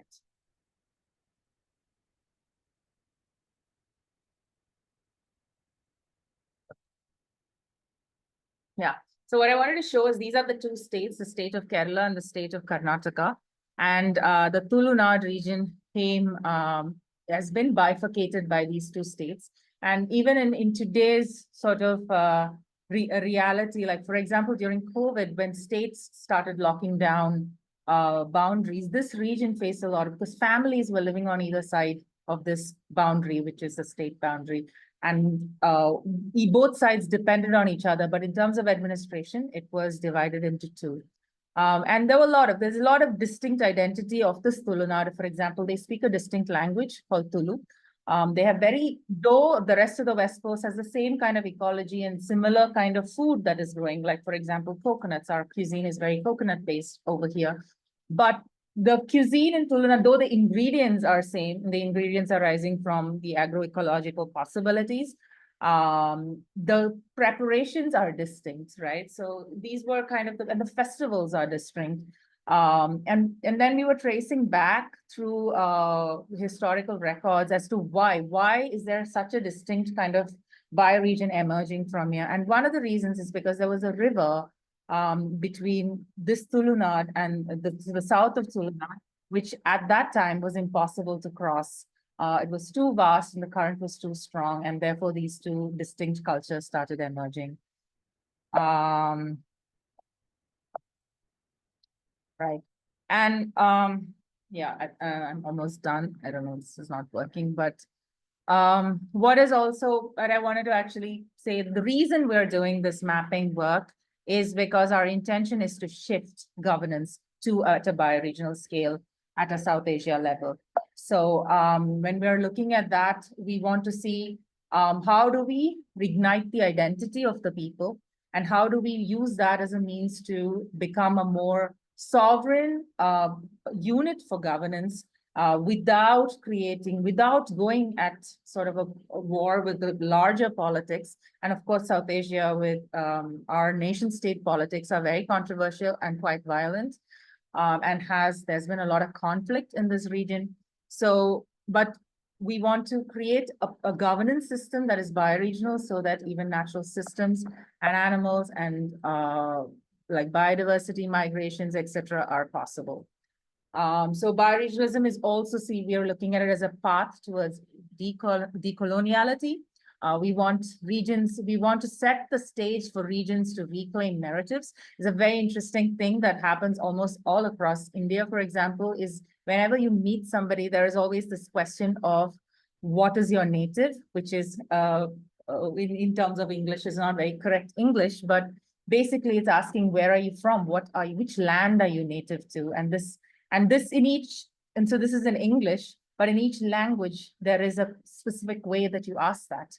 So in my language, it would be Nadevidayana, or like, so, from region to region, there's this question. And this is an indicator of which bioregion it is or which village you're from. And this identity, we've realized that it really ignites some kind of innate, intuitive sort of connection to the land and people, which has been dismembered through colonization and further to that through nation building. There was a lot of homogenization of that happened in India, for example. And through that, we want to move past the idea of the colonial human-dominated way, the engineering-dominated way of governance, and move towards reigniting stewardship and cultures of care. So we also are looking, bioregionalism is a continuation of indigenous evolution. There was an evolution of traditional everything, whether it's agroecology or foods or architecture, governance systems even. But this came to sort of a grinding halt during colonization, and after that, it didn't really continue to evolve. So this could be a path back towards indigenous evolutions as well. Therefore, we are also at the idea of fluidity of boundaries. These are not hard and fast boundaries. They could be seasonal boundaries. These boundaries could change as climate and other things that are beyond our control keep changing. It's a path towards stewardship to bridge the local and the global, because we are living in a world where we no more can be completely introverted, but can we use this as a means to be within the region, have governance systems, and have that agency over the land that you're living in, and be local, but also be part of the global. And of course, in today's reality, how do we build resilience and governance of natural resources in a justice-centric way? And through this process, we are also doing policy alignment with in many of these countries, not just in India. Our group has people from many of these countries, not within the South Asia region. So yeah, I just want to end with saying that a bioregion is a dynamic system, and it's shaped by flows of ecology, culture, and ancestral knowledge. There is a huge intuitive component that is part of our work that we are bringing into this mapping process, and we want it to be the way in which human communities are part of this interdependent system, and what is the evolutionary sort of boundaries that we have made and we continue to make, and how that sits within the current context and create a path towards transition. Thank you so much. Thank you, Nisha. Again, let's let that sink in for a moment. I particularly appreciated the deeper dive into a couple of the bioregions, and I encourage folks to check out this report that Nisha was presenting on for even deeper dives into those. And also the cross-cultural weaving that Nisha spoke about across the Indian context. We're now moving to yet another continent. We are moving to South America, and in particular, the context of the Amazon sacred headwaters. We will hear from Atosa Sultani, who has been an activist supporting work in the Amazon for decades. I first came across her work with Amazon Watch probably 2 decades ago, I'm guessing. And now Atossa is playing a key role with the Amazon Sacred Headwaters Alliance, which is one of the really foremost bioregional initiatives happening globally. So we're really honored to have Atossa here to be sharing this and building on the presentation from last year's r3.0 conference by Belén Paez. So this is a somewhat deeper dive into the work of the Amazon Sacred Headwaters Alliance. So Atossa, over to you to go off mute and bring your slides up and take us on a journey. Thank you so much, Bill. Can you hear me okay?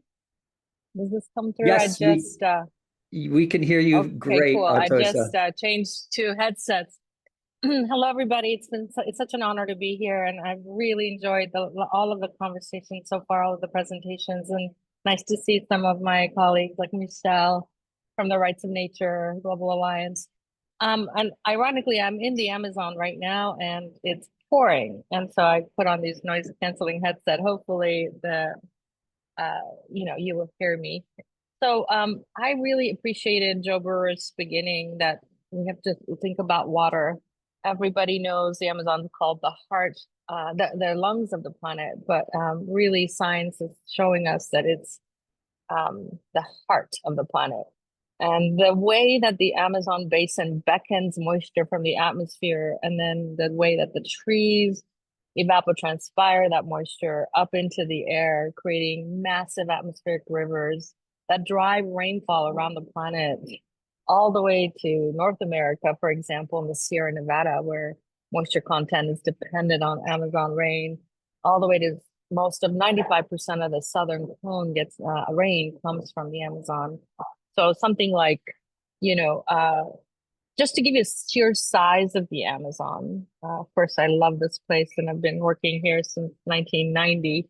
But, the Amazon, if you think about the water flow, the Amazon into the Atlantic, the Amazon River is bigger than the combined flow of the next 6 largest rivers on the planet. And then that's just half the story. There's a river that's 20% bigger than that the trees lift up into the sky every day.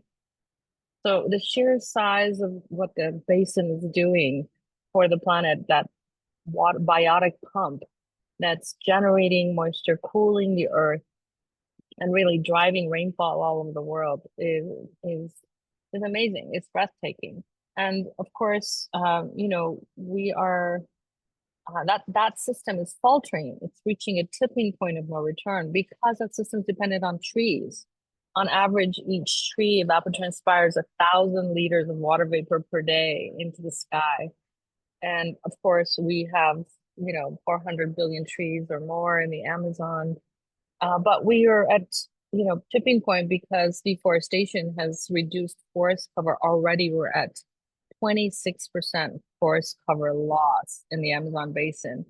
And if you think about that tipping point along with the other 9 planetary tipping points, it's the one that can tip all the others.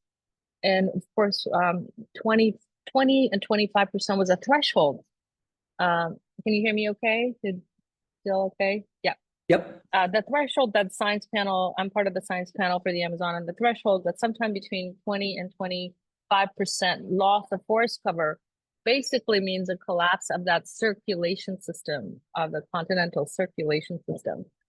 Well, we are at 26%. So the tipping point is not something that's going to happen way in advance. It's happening now.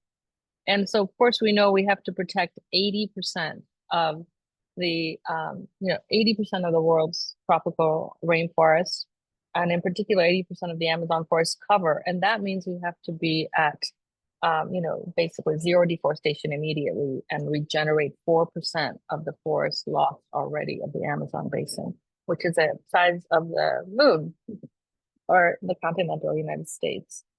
So where we are, of course, we are in the headwaters. We've chosen, it's chosen us, it's this emergent movement of people, allies, indigenous nations, existing alliances that began to work together in 2017, saying, look, business as usual is taking us to 80% of this area is threatened. So what are we going to do? We came together in an alliance and we participated in a 3.5-year bioregional planning process. And of course, indigenous people at that time weren't calling it bioregional frame. They were not using that frame. That was the frame we brought from the global movement. But the practice of what they were doing, it was in fact the bioregional practice, which is basically along the river basins, organizing. They've been organizing for centuries along river basins. It's fractal. It's basically the area that we chose initially started with the Napo, Pastaza, and Marañón watershed, but then eventually it became clear that the cultural map was as significant as the ecological or the watershed map. So not only the Napo, Pastaza, or Marañón river basins are involved in this alliance, but it's actually spilling over into places like, adjacent watersheds that are not technically, but are contiguous indigenous territories. So I just want to make that point. It's a biocultural, bioregional definition. I appreciated that, Joe, from you. And we're talking about a fractal, process because this area is 86 million acres. So, the size of Italy. And of course, there are many bioregions within that. So we're realizing we're actually having our General Assembly right now. I'm calling from a gathering of indigenous leaders from all 30 nations and 28 organizations, mapping our planning for the coming year. And I'm not sure why my slides. Oh, here we go. Here's a look at the bioregion by map. It starts high in the Andes and the glaciers and goes basically very quickly from like 18,000 foot peaks straight into the rainforest, into the Amazon lowlands. And it basically ends where Iquitos begins. So if you know the Peruvian Amazon, Iquitos, if you go up the rivers from Iquitos to the source of the Amazon to the glaciers, you will be in our area. And it's a pretty big population of indigenous people. There's 30 nations and 700,000 estimated people. Here are the list of the organizations that are involved. And really, I just wanted to share this quote because obviously it'd be better if one of the leaders from the movement here would be speaking, but language barrier and all. This is Gregorio Mirabal, who actually is one of our advisors and former head of COICA. He says, our relation with forests is not one of 10 or 20 years, it's more than 10,000 years. And indigenous people do not speak about conserving nature, that we talk about respecting nature because we see her as our family. We see her as our mother. I put this here because part of what we're working on is the ontological piece of this, the paradigm that we need to shift along, Donella Meadows' great leverage points in a system. Thinking about paradigm shift, indigenous people really embody and show us that paradigm shift is at the root of the shift we need to make, the ontological shift. So this Headwaters Alliance is rooted in both the indigenous cosmovision and the ecological worldview. From an indigenous cosmology, the region is seen as a living forest. The forest is alive, and its integrity is not only dependent on life forms that are visible, but also the life forms that are invisible, the spirit. The spirit quality of this place is part of maintaining the ecological balance.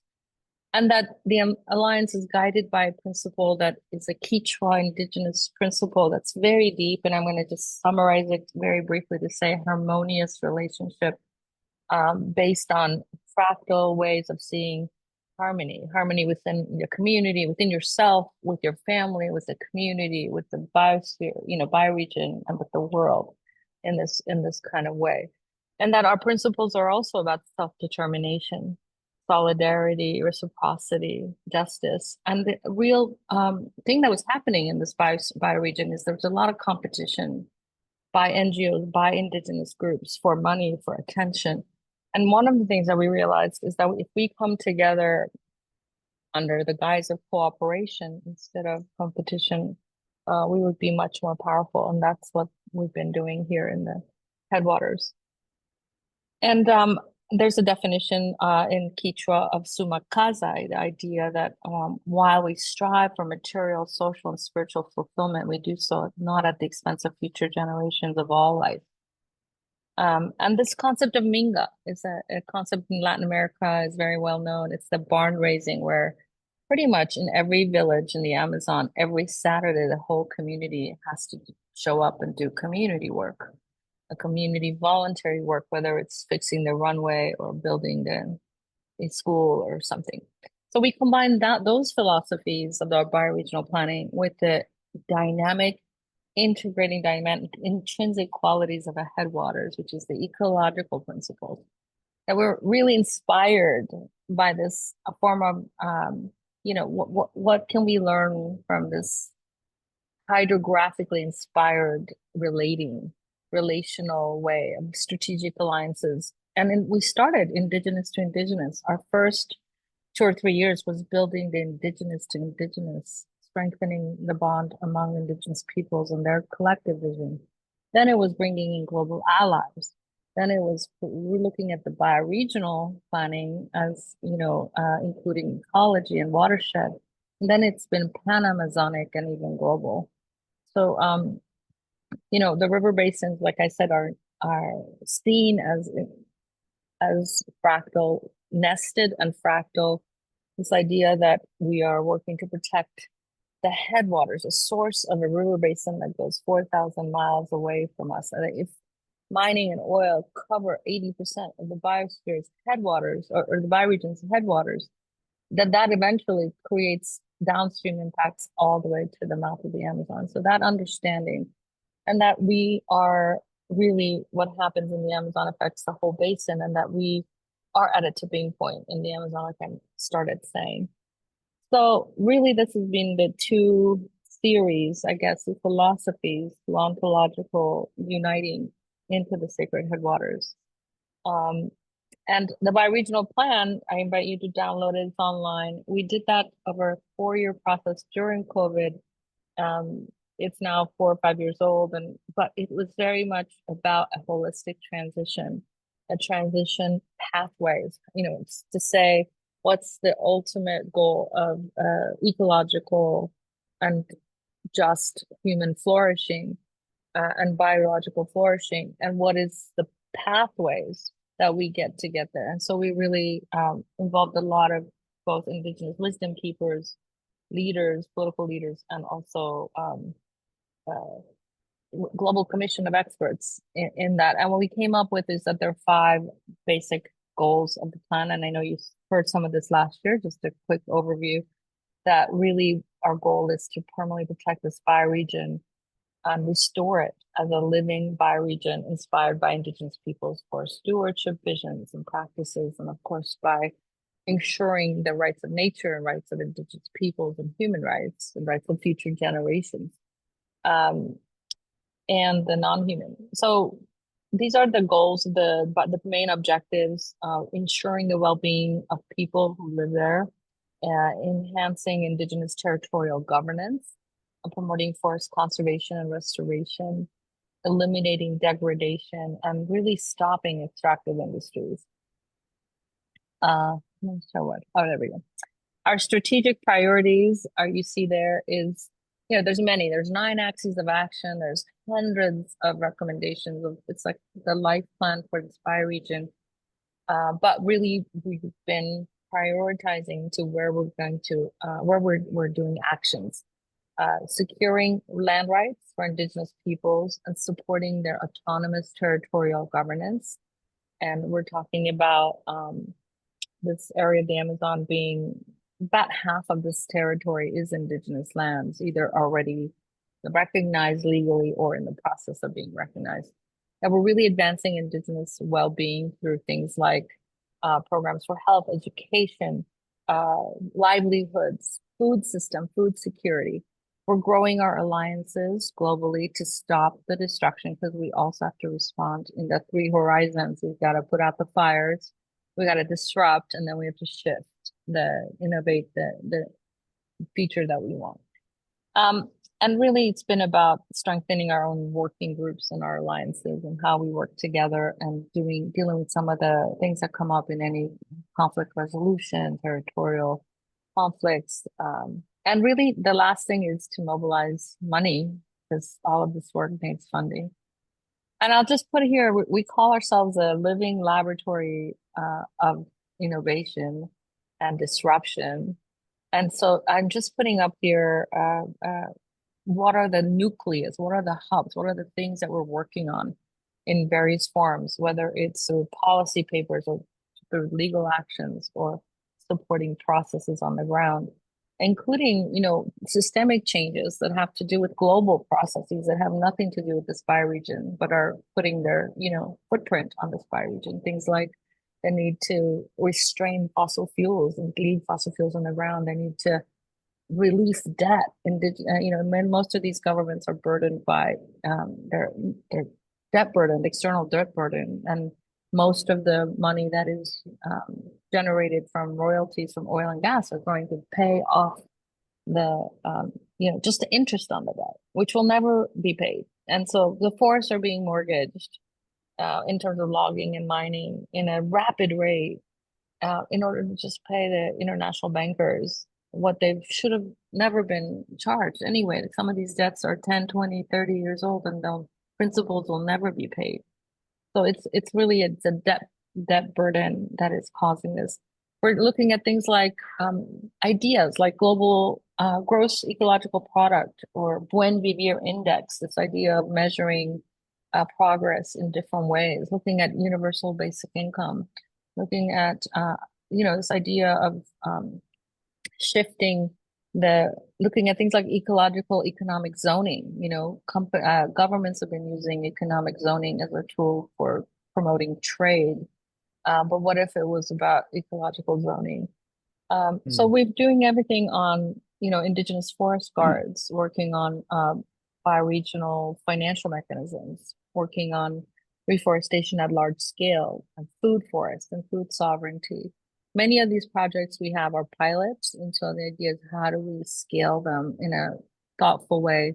And most challenging is that funders that we talk to want metrics and measurements and how we measure progress and how do we show all this. And it would, yesterday we were talking about how it would take millions of dollars, would be a greater budget than what we are doing work in to actually adequately measure our progress over years to come. But it's something we have to figure out. And I invite anyone who has ideas that wants to get involved.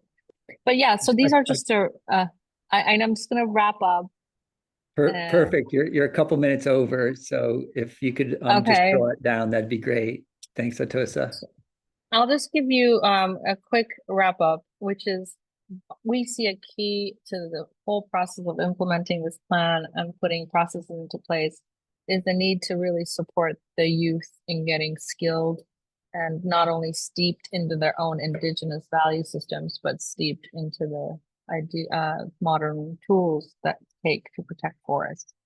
So we have a small school of leadership schools started. We're doing payments for communities that are doing life plan. We're doing universal basic income payments based on data on conservation. And I invite you to see this video that's called Amazonia 2041, A Message from the Future, which gives you a sense of our vision for the future. So that's all. Thank you so much. It's a pleasure and a joy to be with you today. Thank you. Thank you so much, Atossa.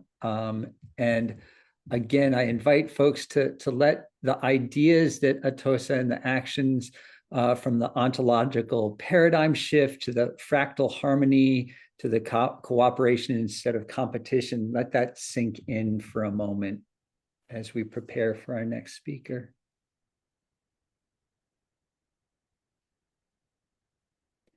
And we're rounding things out today in this panel in a very purposeful way with Susan Bosak, who is representing both the Legacy Project, which is the key steward of the 7th generation Greater Takaranto bioregion work, So she's working in depth at a specific bioregional scale, but also concurrently, she is co-stewarding with Brian Pupa, her legacy project partner, and with Joe and Penny from the Design School for Regenerating Earth, co-stewarding the Bioregional Earth, which in going back and forth, she clarified that it's really a narrative, that it is a story, and we borrowed that story, that narrative, for framing this particular session. So Susan, we hand it over to you to really round out bringing things up to the planetary bioregional Earth perspective. So over to you, Susan. Thank you, Bill. Can everyone see the slide? We can. It looks great. Good. Excellent. As Bill said, I'm Susan Bosack, founder of the Legacy Project, the core team for the GTB, Greater Tkaronto Bioregion. We see our work as the legacy project of our time, and it's about living into the story of Bioregional Earth, a new old story. As Bill said, I'm one of the co-stewards of Bioregional Earth, which draws on both Western science and Indigenous ways of knowing and being. The essence of the story is people in place, not people and place, which implies separation, but people in place. It's the relationship between, how one affects the other. And we need to hashtag change the story because the relationship is out of balance. It's really unhealthy right now. So where are we at? I'll use the term polycrisis, a complex entanglement of climate, environmental, economic, political, technological, social, and health crises that requires not only a recognition of the multiplicity of crises, but the ways they interact. Critical dangers include breakdown outpacing comprehension, institutions unfit for purpose, and reality exceeding vision.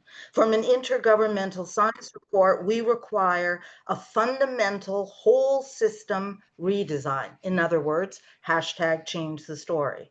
We need a whole system approach because Earth is a whole system and we're part of Earth, and because everything is connected to everything else. And we can't continue to delude ourselves with a problem solution mindset that we can fix this or that in isolation. Just to reinforce what's been said before me, a bioregion is the smallest actionable scale that maintains whole system integrity. The Greek root bio means life. Bioregion is your life place that connects all life in your place. The idea of individual well-being is actually a contradiction in terms because I can't be okay if we're not okay, family, community, and we can't be okay unless the living systems around us are okay.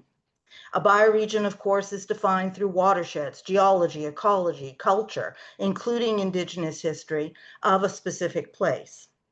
The important point I want to make here is that a bioregion isn't just a larger scale than a city or a smaller scale than a nation. A city or nation is a completely different concept than a bioregion, as other people have spoken about, just like the difference between a chair and a tree.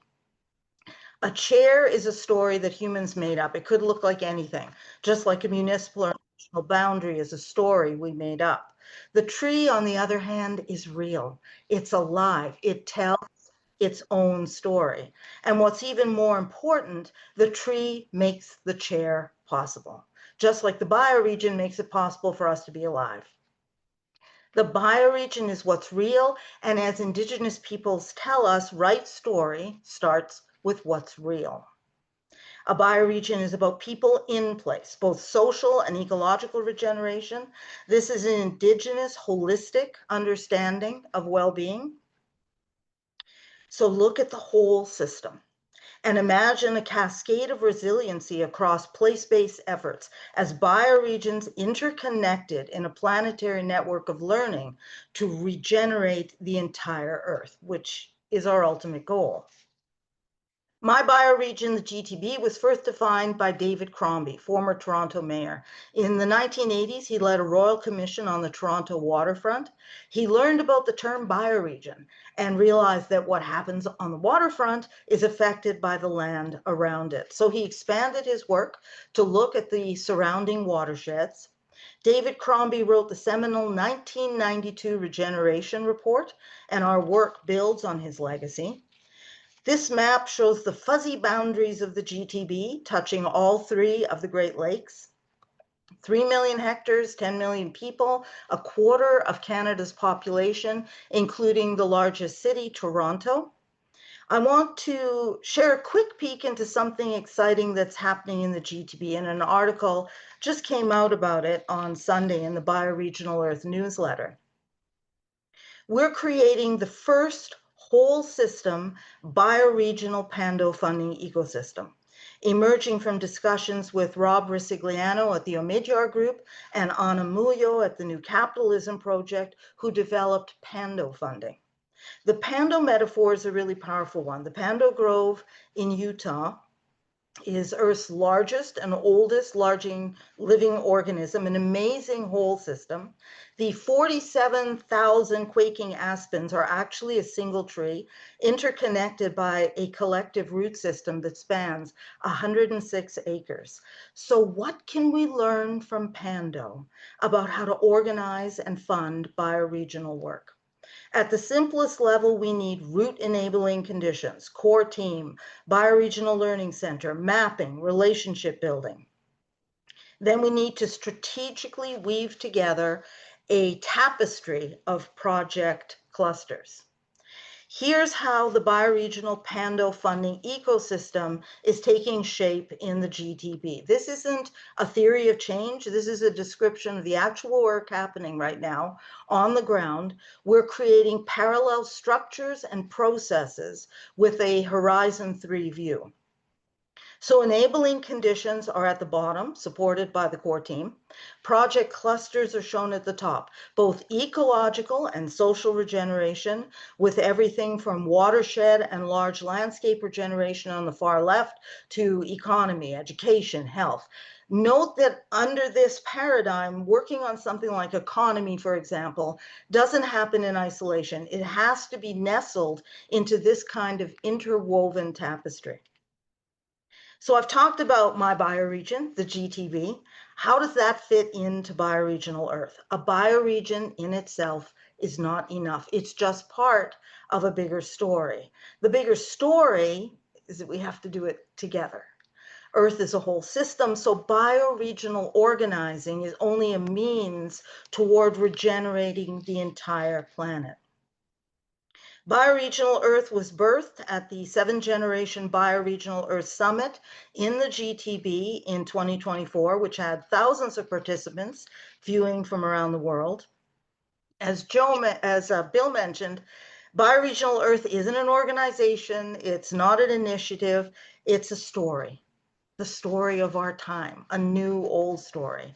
And never underestimate the power of a story, because stories are really all we are as human beings.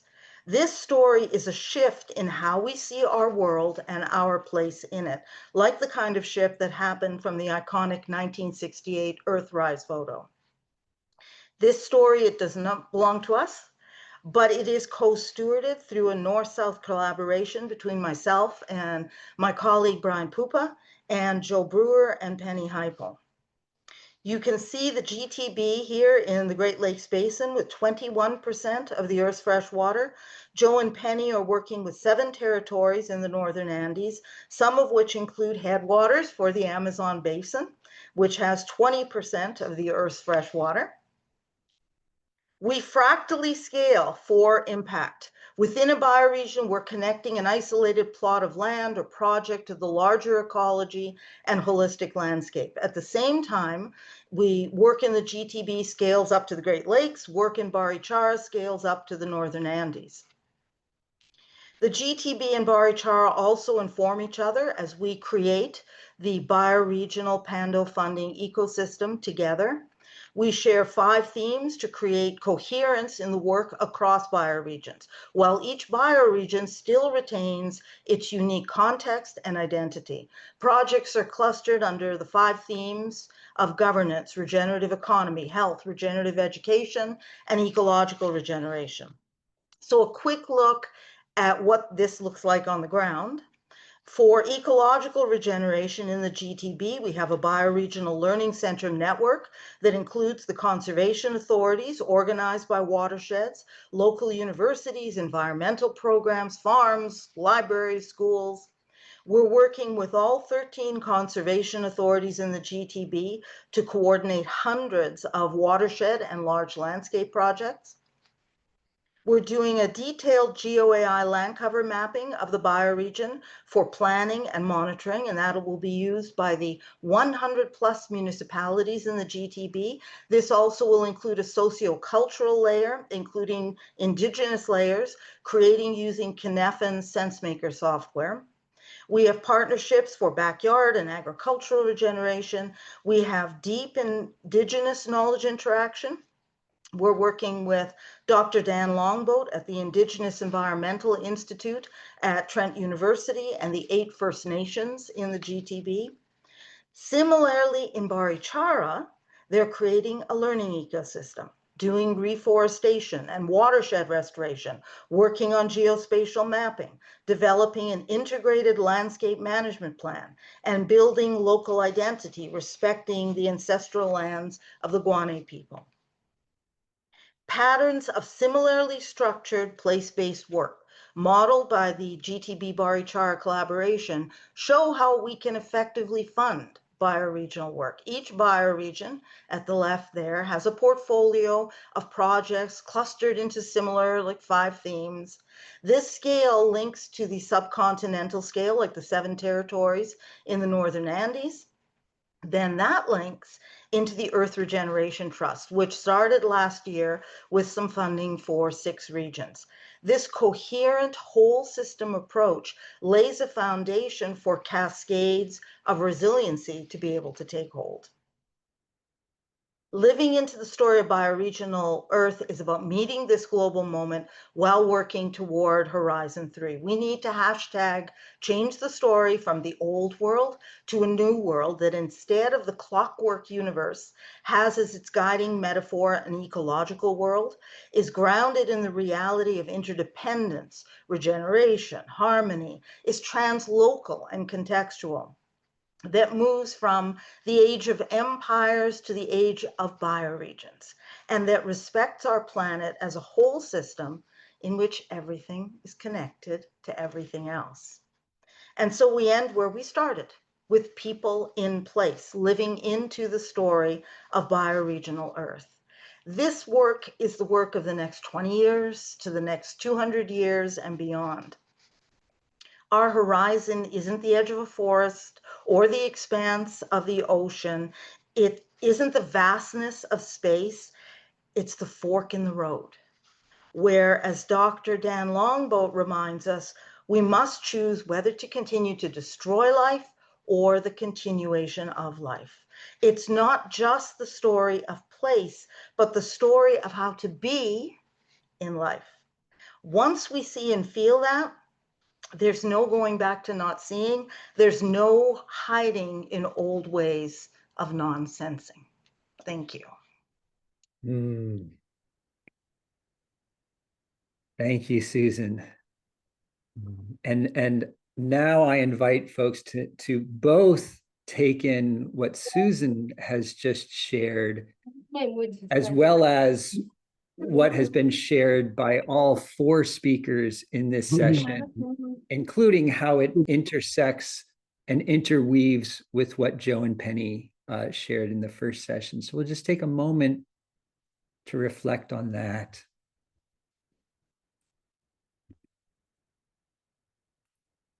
And we'll move into a dialogue section of this session. And so we've heard from 4 great speakers. Ralph is going to spotlight our 4 speakers so that you'll see them primarily and we can be dialoguing together. And we have some great questions that have come in the sidebar. I'll encourage you to continue to be adding those questions. I'm going to start with a question for Michelle because it is very, very late so even Michelle agreeing to speak was a stretch, and we really appreciate being able to get a global perspective. Oh, and look at that. She's being my cat. joined by a feline friend there. So Michelle, I wanted to start things off with a question for you. Australia in some ways has a unique context as an island that is not landlocked with other continents in its bioregional context. But as we know from Joe's presentation about the centrality of water, that it isn't as if you're not connected, you're just connected by water instead of by land. Now, you also mentioned that Australia actually formally in its governmental bioregional work identified marine bioregions. And that's an area that we don't hear about that often. So I'm wondering for you, what role does that sort of marine biology play in terms of interconnecting Australia in a bioregional Earth perspective? Such a great question. Thank you, Bill. So firstly, yes, in the Australian system, the IBRA 7 was designed as a way of classifying land-based bioregions from the geology up, particularly with a view to creating a national interconnected reserve system, which is protection through corridors and such. And then in the more recent versions, and I'm sorry, it's nearly midnight here. I'm getting a little tired. I can't remember when they did it, but there's now 6 marine bioregions as well. I am no expert on them, but what I do know is that a lot of the local communities and Indigenous communities that I work with, what I love is Aboriginal people call it land and sea country, meaning they have their traditional estates that go from land out to the oceans. And there's such an ancient culture. They talk about when parts of the Great Barrier Reef, or land between what is now the mainland and the Great Barrier Reef used to be land that they walked on and were on. They were around 8,000 years ago when the glaciers did their thing and the sea levels changed. So firstly, yeah, it's kind of weird occasionally watching people working on bioregional work in parts of Europe, for example, where their river is literally interconnected with someone in a completely different nation state. So the elements in Australia that to me are fascinating is that we are seen by others as isolated, although we see ourselves in the center of the universe, of course, in a humble and gentle way. Our waterways and our oceans are a huge part of our life because almost 88% of Australians live on the coastal fringe. A lot of people don't know that. I grew up out in the deserts, but most people hang close to the greenery and the oceans. So I think in a nutshell, the marine bioregions and all of our marine seascapes are seen as precious and vital. And unfortunately, we're seeing some terrible impacts at the moment to a number of our reef systems on all sides of our beautiful continent. In terms of the work we're interested in, many of the groups we work with are looking from the mountains to the sea. So, in Australia, they are watching from the headwaters right through down to the oceans. And in fact, an Indigenous group I'm just about to start working with have their traditional estate across an entire river, just one group, which is unusual because the other thing I wanted to mention is even though we're one modern nation state, we are in fact hundreds of Aboriginal communities, and even Professor Anne Polina up in the Fitzroy will talk about how the Marawarra River is looked after by many different groups, and they have had to interact and share and work together. And it's really fascinating because they each share a different part of the Dreamtime story for how the river was created and what the Marawarra spirits did. So it's very fascinating. I don't know if I'm answering your question or just rambling towards midnight. But yes, marine, important, holistic, big country, all interconnected, and yet many diverse things going on. Michelle, if I could be just a partially as coherent as you are at midnight, I would be doing a good job. It's early here, so I'm sort of struggling with the other end of having woken up at 4 a.m. So thank you very much for sharing that. I appreciate you've got the riverway, in fact, over your shoulder there. So you've got the water connecting you with us, and there we go. And I'll just say that, you know, I'm facilitating this from the Mashantucket Pequot Museum and Research Center, and you'll hear tomorrow in one of the sessions about the intertribal alliance that Mike Thomas in particular is helping to get going, and it's connected by the ancestral waterways. So water as really the connection amongst bioregions. So thank you for taking that question. I'm going to shift. The next question came in from the audience. And so this was one that was from the rivers of the North Sea Delta confluence. And this was Khalia who voiced it. And this one was for Nisha. And it was curious to hear from a South Asia bioregionalism working group perspective, sort of what you might be doing in terms of the Fivers River of the Great Indus that have had catastrophic flooding recently. So I know that there are reports on river-based contexts from the working group, but just a question that really brings it into the moment, if you will. So Nisha, over to you for that fairly specific question. Thank you, Bill. It's a very complex question, so I'll try and give a sort of a rough understanding of what can, you know, we're basically a working group, and the intention is to shift to bioregional thinking in terms of governance of natural systems, amongst other things. And the Indus River is an excellent example of why this is absolutely urgent. Because the Indus runs through 4 countries, the Indus water basin, the river basin. It's India, Pakistan, China, and Afghanistan. And all of these borders are extraordinarily conflict-ridden borders. Most of it is fenced. And then there are all these treaties that are governing water infrastructure. So we're looking at the flooding. The reason for the flooding, a lot of it is climate change related and global warming and glacial melting and things. But a lot of it is also because of the lack of bioregional governance. If every country, every nation state has the complete right to build a dam, or dams are governed by the treaty, but build other like mining, quarrying, other types of infrastructure, roads, within their territories, but all of it affects the river and its tributaries. And the flooding of the Indus and its tributaries can only be managed if all of these countries cooperate and all of these bioregions come in. And so to answer your question more specifically as to what we are doing, we're basically trying to shift the thinking as a first step, trying to understand what this bioregion means, and then at later stages, work with governments, create. So we right now have this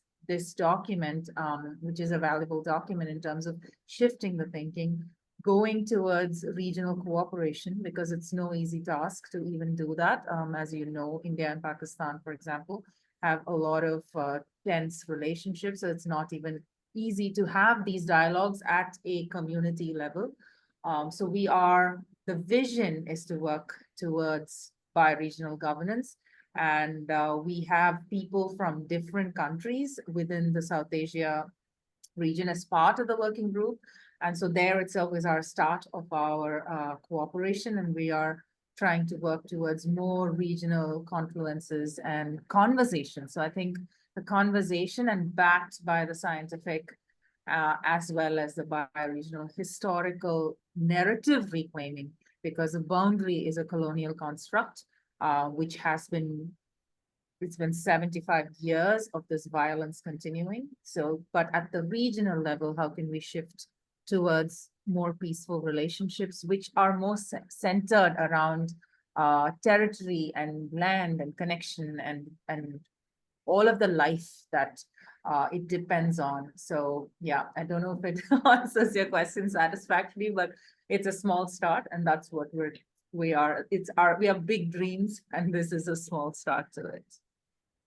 Thank you, Nisha. I mean, I think in particular, even just pinpointing the fact that this river system crosses national borders, and Atosa obviously spoke on that as well, that really, national borders are very limited in what they can do, and bioregionalism really is a distinctly different perspective than that. So that's certainly one element keying into the overall conversation.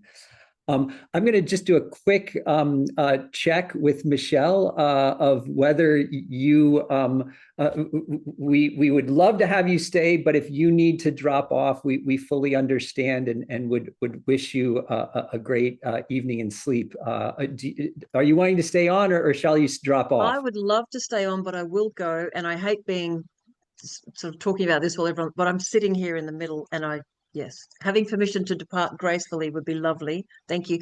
Can I just add one last final comment about the rivers? I was too tired to mention, even though Australia is one nation state, our origins are as a federation of colonies.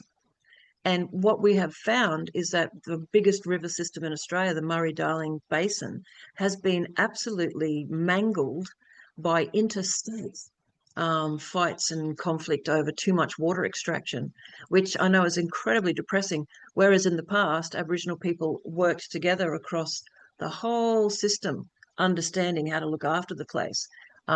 Anyway, it's just a reminder that even inside nation states, if they've got this kind of powerful state or federal structures that don't allow for any kind of centralized care, then yeah. But look, on that note, thank you so much, everyone. I hate leaving. I've got serious photo. Oh, bye-bye, Michelle. Thank you so much, and restful sleep to you. And that's actually a wonderful transition into our next question. Essentially, this intercolonial state competition for resources tees up a question for Atosa. And I'm actually going to bundle a couple of questions that came into you, Atosa, together. And then there's a later question that's more oriented towards Susan's. So the two that for you, one came from Michael Lennon from the Chesapeake Watershed. He says, you mentioned shifting NGOs and tribes from competing for funding to greater collaborative alliances. Can you elaborate how you evolved this form of symbiotic governance? So that's the first question. The second question comes from Carlos Alberto Solano Ortiz, calling in from Los Angeles, so in your neck of the woods, Atosa. He was just asking if you could share and expand on the Living School of the Amazon. I mean, he asked for a link, and I think that's already gotten into the sidebar, but really, these are fairly compressed presentations, and that was one area that I was also, keen to hear a little bit more about. So those two things for you, Atosa. Great. Globally, if you look at conservation, mitigation, adaptation funding, the fact is that less than 1% of philanthropic funding gets to the territories where most of the biodiversity is.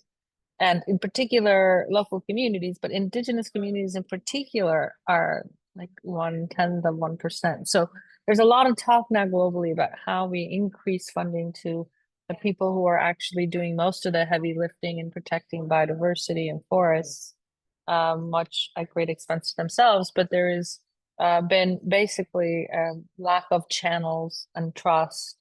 And in fact, in places like the headwaters of the Amazon, there are many NGOs who are very successful in raising funding, in channeling projects and supporting donors, but very much top down. It's still that colonial relationship where their agendas drive what indigenous people do, and most indigenous people think very holistically. They have life plans for the whole territory. So part of what we wanted to address is the fact that we needed to have indigenous-led processes that are able to receive, channel, set their own priorities, and build trust with some technical support from the outside that helps to basically bridge that lost in translation world of what donors need and what funders ask for. So we've also had this mindset. The prevailing mindset in the NGO world was, there's a limited pie and you fight for your slice of the pie. And when we began to do work together, we said these are projects and programs and visions that take long-term visions that require more than any one of us can do. It's only through together that we can achieve. And so what we need to grow the pie instead of competing for a slice of the pie. We've begun to be part of the Bioregional Financing Facility Collaborative. We're one of the regions that Samantha and Tyler have chosen, the BioFi project has chosen to help us grow the Bioregional Financing Facility. We've been doing work identifying portfolios, identifying governance, identifying how we measure success and all of that with the people. And we're inviting all the players in the landscape to be collaborating. Obviously, we want to also have an indigenous-led fund that is able to also attract significant funding, not just the big conservation funds that are often allocated. You hear about 25 million, this group got 50 million, 25, 30 million, very little gets to the ground, trickles, this money trickles in, and we want to open up those water channels. We want to nourish many landscapes with many players. The school really came out of the vision, an ayahuasca vision that Domingo, our president, had, which basically said that the future leadership is the key to implementing these big visions for the future. And the leadership school is combining basically elders teaching the next generation of emerging leaders. These are people who are maybe 19 to 30 who maybe graduated high school but don't have college education, but live in territories would be the future presidents and governors of their territories. And there's less than 2% of indigenous graduates in Ecuador make it to universities, for example.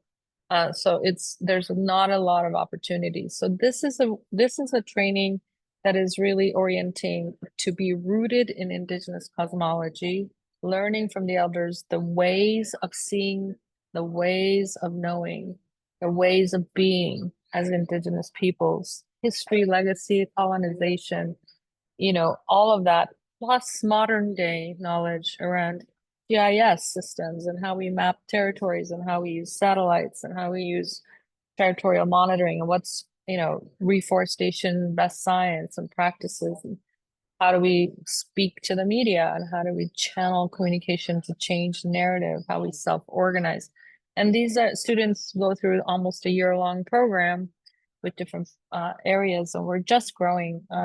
Over 100 leaders in the last 2 years have been trained, and now we're trying to scale the school and have it be nested in what would be called the Forest Wisdom University. And at one point, that university will be available to indigenous people, but also will invite, the vision is that it would invite some outsiders to come learn from indigenous people and the ways of being and seeing. So I have more information. If anyone wants to write to me, I'd be happy to share the detailed reports and proposals, etc. Thanks so much, Atosa. And it's really. And sorry, just one thing to say. Domingo always says, even among indigenous people, there's an erosion of knowledge, worldviews, and ethics. Even among indigenous people, we have division. Governments are constantly trying to divide and conquer. Oil companies, mining companies. We have drug trafficking in this landscape. Indigenous people are on constant pressure to be, leave their ways. And so I think the thing that Domingo says is that the leadership crisis is a global crisis. We have a global crisis in leadership. And what we need sort of the elders, the wisdom keepers, the true champions of rights and ethics to be helping to mentor and bring in the next generation, because that's really lacking. The education system takes that out of you in most places. That's all. Thank you. Thank you, Atosa. And one of the things that I'm appreciating is not only how there's braiding or weaving amongst the four of you, three of you now, but also how what you're mentioning is also interweaving with other elements of the conference. So in particular, what you were just talking about will be covered in the Bioregional Knowledge Commons sessions that's coming up next. So I'm just encouraging folks to, the degree that you're aware of the agenda, start to really hone in on these interconnections between the various different themes that we're exploring.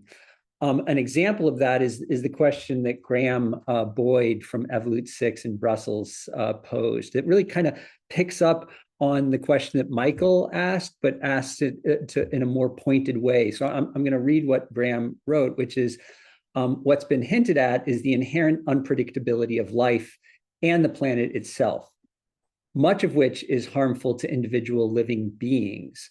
One core law of nature is that, in such a case, the best approach is direct pooling of natural capitals or natural resources and the surplus that's generated from that. Even pooling between competitors, and that picks up on that sort of cooperation versus competition. So his question is really, how is this being done? And he wanted to hone in particular, Susan, on the Pando Fund. How is the Pando Fund essentially taking that, it's not even a metaphor, it's the actuality of how the Pando system works together and replicating that or mirroring that in real world resource flows. So over to you for that, Susan.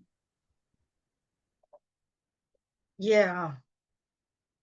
It's difficult because Pando knows the right thing to do, and human beings have all these political and personal and organizational pressures that push us away from the right things that we need to do. One of the things, the Pando funding ecosystem is grounded in place, particularly in the bioregional place. It's bringing together a number of different philanthropic approaches, including collective impact, fund pooling, emergence strategy. So we're trying to bring together the best of what's out there.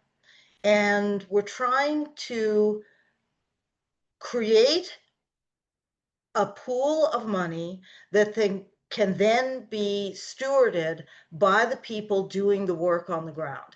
Now, I say all of this very tentatively because we're at the start of doing this and trying to work with funders, given the rigidity of traditional funding approaches, and given the fact that their boards are most often stewarded by lawyers and accountants, that it provides a real challenge for them to feel safe enough to actually put power back into the hands of people on the ground.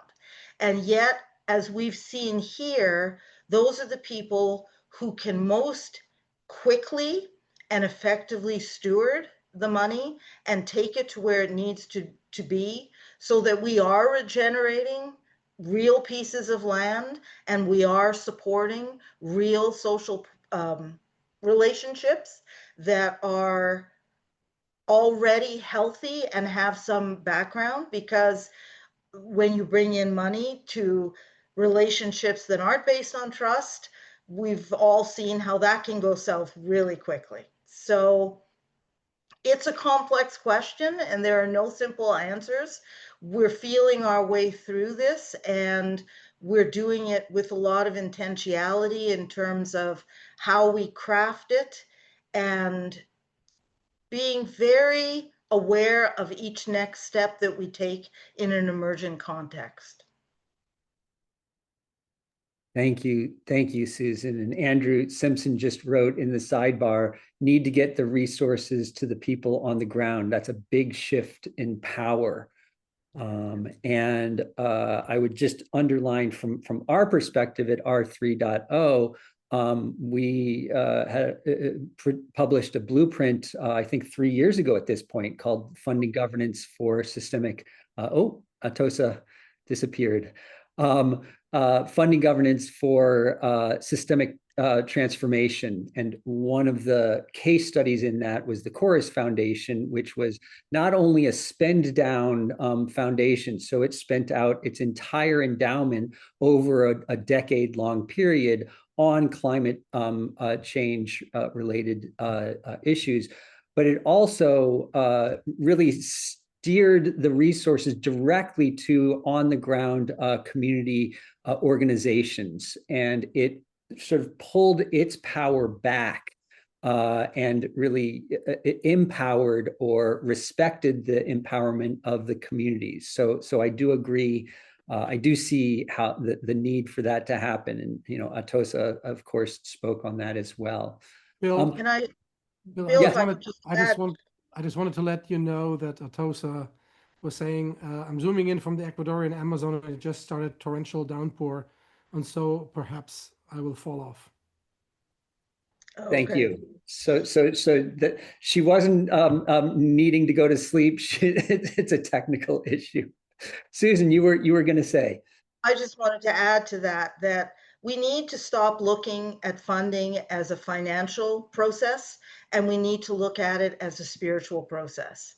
And one of the big challenges working with funders is taking them on a spiritual journey, because when their spirit reconnects with what's really important, I think that it will become far clearer and far easier for them to make appropriate funding decisions. Thank you, Susan. I want to move to a question. There's a couple of questions in the sidebar, and one of them actually just came in that picks up on this. Nadine Cantor from the Lake Champlain bioregion just asked, I puzzle over how we identify the elders to do this teaching in our colonized empires. Trust moves at the speeds of relationships. Who do we trust that is freed from the shackles of modernity? People who have done the trauma work, those with authenticity and integrity. Youth are struggling and not knowing where to turn, and our patriarchal systems are not evolving quickly enough. So this is open to either one of you, Susan or Nisha, and I could also speak a little bit to it myself, over this question of identifying both elders, but those who can teach us ways of being that are outside of the dominant paradigm. We heard that earlier today, the need to shift from a colonialist paradigm into a decolonial paradigm. So over to the two of you on that. Susan, I see you're off mute, so if you want to go first. Okay, great. Sure. Two things I would say. One thing is you can always trust a tree. You can always trust the river. You can always trust the mountain. If you're looking for someone to trust, start there. And the other thing that I would say is this whole idea of change happens at the speed of trust.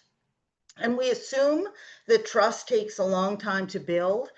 And as collapse happens, I'm seeing that that's not quite as true, that we're being forced into situations that are very difficult, and often trust can happen in a moment. I mean, because you have no choice, because you and your neighbor are both trapped in an ice storm and you're both looking for some firewood, and you trust each other enough to get together and share your money, share your food, and find the firewood. So the issue of trust, I think, is going to be more complicated. I think trust will form faster, and I also think it will break faster. And I think we need to be aware of that. Thank you, Susan. That's resonating. Nisha, over to you. Thank you, Susan. Yeah, I mean, I also wanted to start there, that you can trust anything, any part of nature, and it also includes us. I want to, when this question, something that came to mind is Bayo Akumalafe in one of his as a speaker in one of his addresses, mentioned that the elder could be anyone. The elder could be your child. The elder could be anyone who's speaking words of wisdom that serve to inspire, challenge, and propagate you. So I think is a very profound statement to say that. I mean, who do we even categorize as an elder? I would say anybody who is challenging your thinking, who is asking questions that are making you change directions. And I think also leadership is, the idea of leaders leading the way is also a colonial construct. So it could be a very fluid way of understanding leadership as well.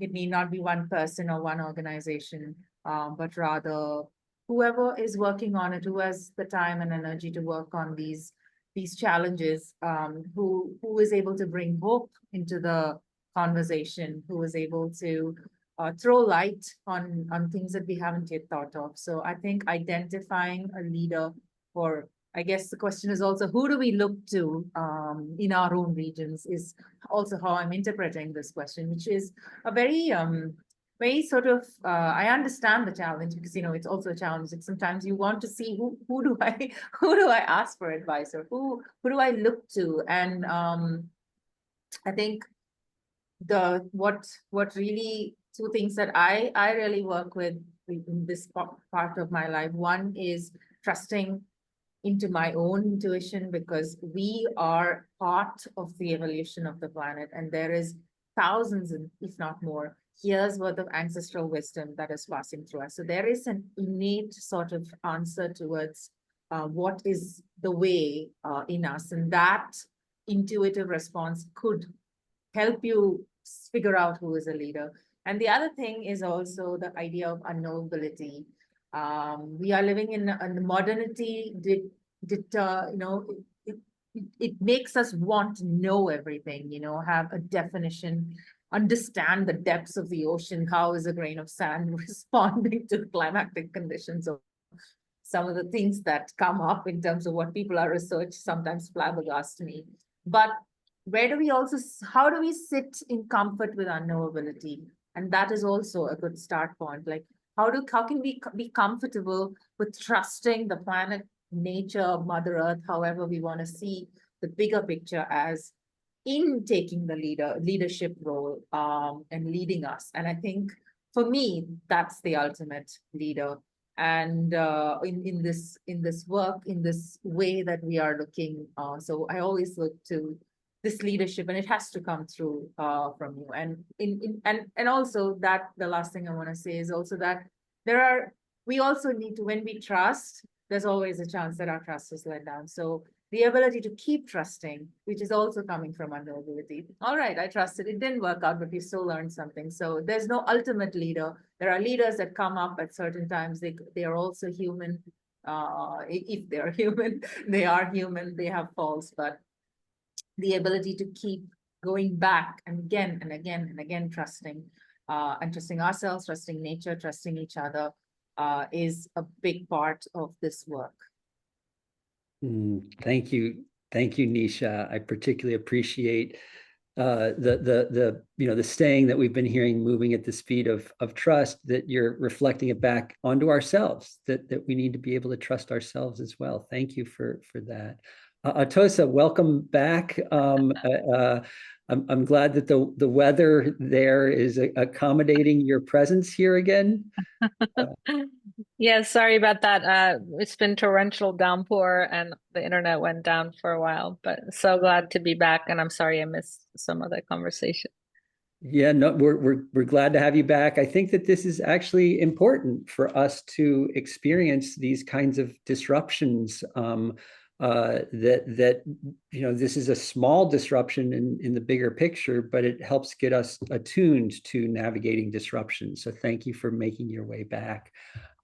We've got a couple of questions queued up that I want to end on, but I actually want to ask one of sort of my own in the meanwhile, which is really just for each of you to reflect briefly on how you see your work interconnecting with other, not just other bioregions, but other sort of organizations in the bioregional space. I think Nisha's a comment about the inherent uncertainty.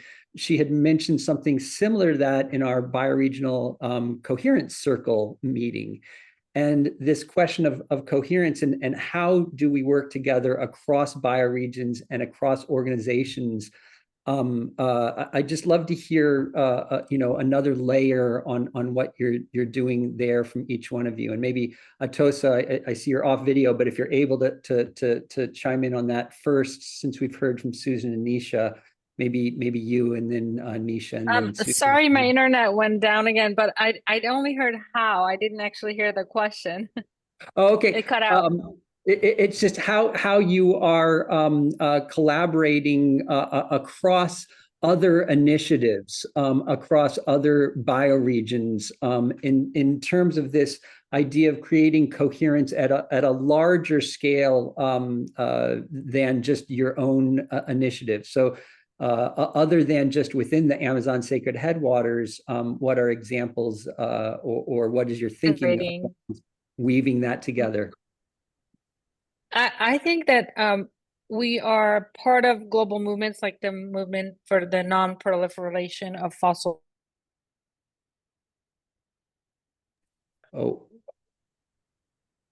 movements around climate action, work on basically large-scale events around biodiversity convention, Escazú agreement around human rights. So we're connected to flows of are you able to? You're going in and out, so I think it might yeah, you're going in and out. I think a little bit too much, Atossa, but I think we've gotten the one gist of what you're saying is working with things outside of the sort of strict bioregional movement, that there's weaving amongst other kinds of initiatives as well. That's one of the things I'm hearing in that. Yeah, and also around supply chains, a lot of deforestation supply chains.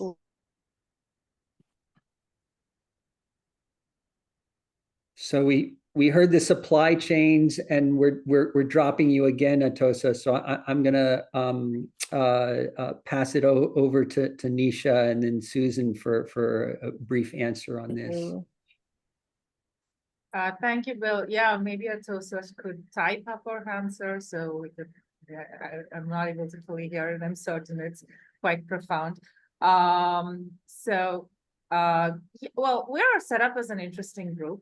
In the sense we're all voluntary members and people are coming from different bioregions across the Indian subcontinent or South Asia. So it's multiple countries, but within the countries, it's all multiple regions. So just by every meeting is a collaboration between bioregions, it's a sharing between bioregions. So that's the way it is set. And people are also coming from different domains and backgrounds and knowledge systems. So even all of our conversations and convenings and meetings are by default a sort of confluence of bioregions. But over and above that, I mean, we also have we have presentations and webinars and things for our group from other bioregions. For actually somebody from Sacred Headwaters and Michelle herself has presented to us. We participate in larger conferences and things like this in different ways. So the idea is to, the intention is to support each other in looking at different processes, because if our ethos is that there is no one singular truth, then every truth, every science needs to work together. So yeah, that's those are the different ways in which we manage to collaborate. Thanks. Susan. The story of Bioregional Earth has a number of threads, and we're very conscious of weaving together all of those threads and bringing together different voices. So there's, at that level, there's a real consciousness of trying to bring together what we can.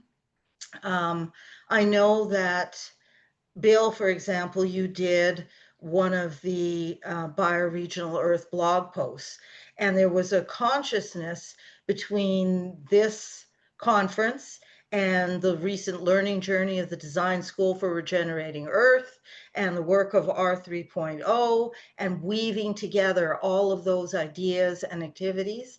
So I think that kind of high-level organizing is really important. I also find a lot of value in, as I explained, the sister bioregions between Barichara, Northern Andes, and the GTB Great Lakes, and working together on creating this bioregional Pando funding ecosystem, but also each of us listening to our bioregions. Joe and Penny were up here in the GTB, spoke to a group of students, and we're talking about the fact that, well, you know, Barichara seems so far away, but we all get our water from the same place. And the kids were like, well, what are you talking about? And Joe explained from the Pacific Ocean, and the air currents brings the water through both areas of the planet, because we're all connected and these flows of water are constantly moving.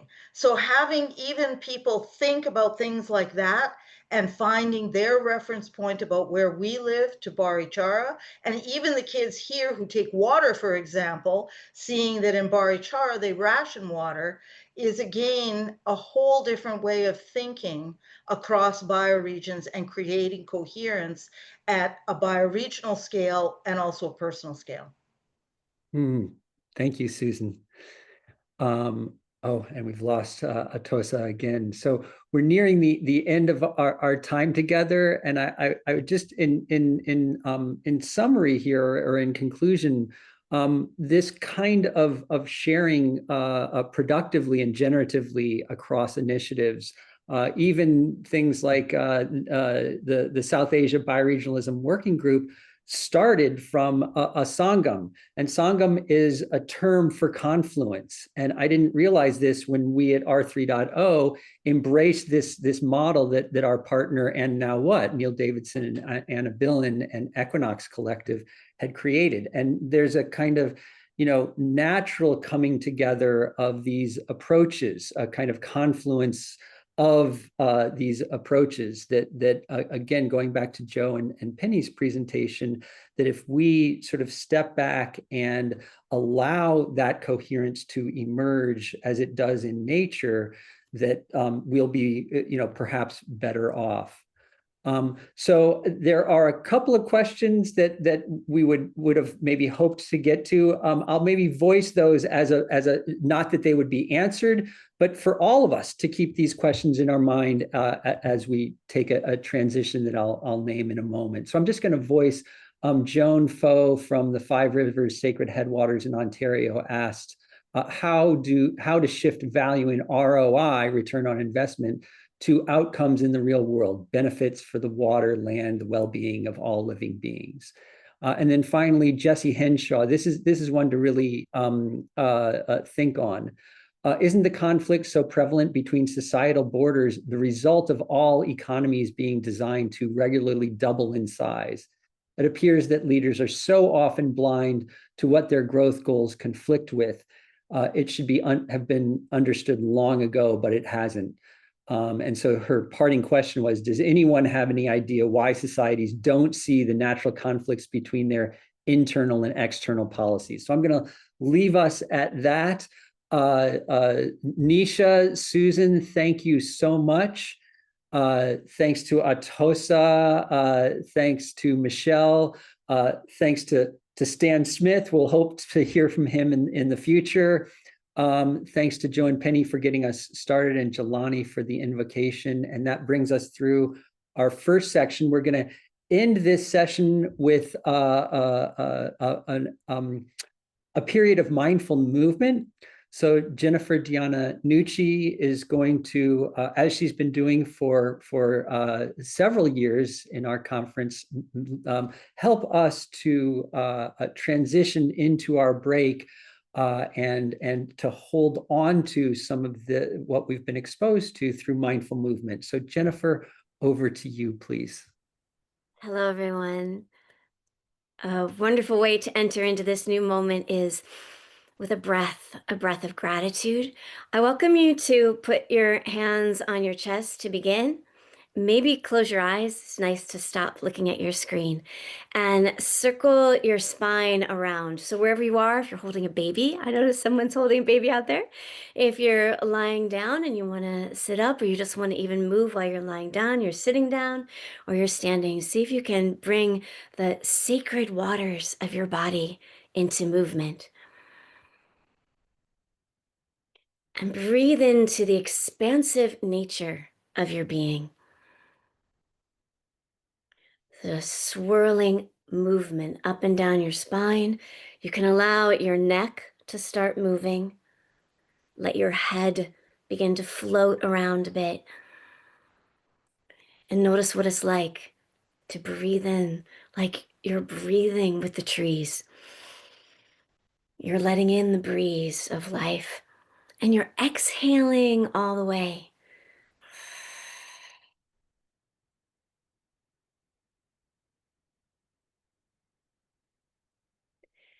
Listening to your breath.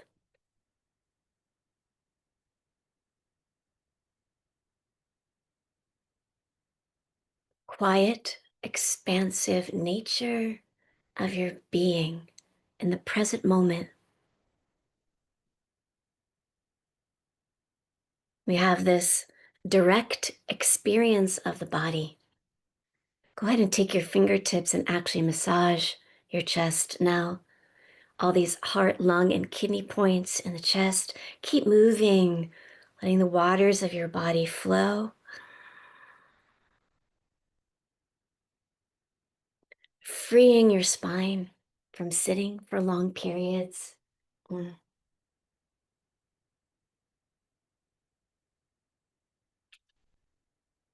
And then if you are sitting still, go ahead and open your legs a little bit. Bring your hands down to your hips. Let's just let your hips rock. So you get this opportunity to breathe slowly and also feel that you're becoming grounded through the hip movement, your sitting bones in your chair, and your feet on the ground. If you prefer standing, you can do the same thing with a nice open stance. It just feels really good. You can massage your hips. So your slow breath and your groundedness is one of the ways we calm the nervous system. When we calm our nervous system, we get this opportunity to see outside of our trauma and feel life. Good. Good. So you're seated or standing according to your needs. Let's just raise one arm up and feel that release. Doesn't matter which arm, and rotate your wrist. Turn your elbow in and out and just let your head turn.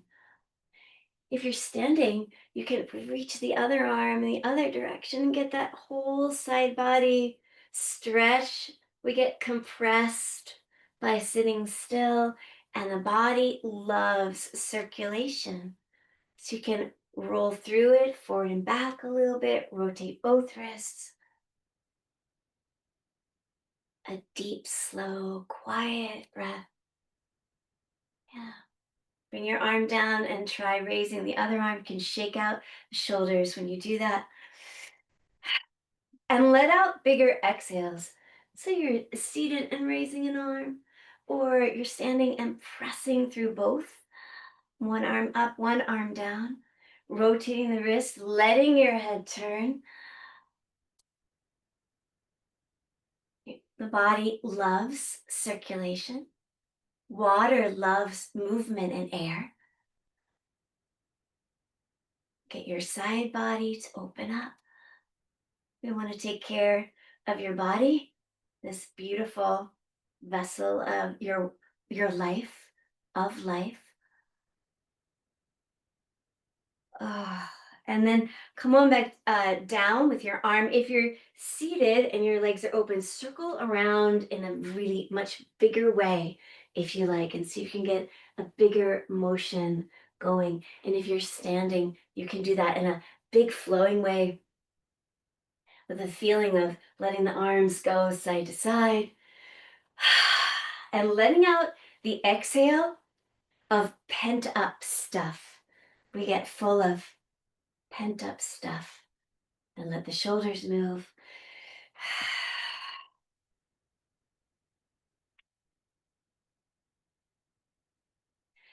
Good. And then let's take care of your spine. So if you're seated, you can slide your hands down to your knees and round your spine. And staying right there, you can breathe and rock side to side. And if you would like to stand and do something very similar, you put your elbows on your knees and drop into a forward bend. And let's let your spine round a little bit and also release with gravity. You might be able to let your head drop. If you're seated, you're letting your head drop.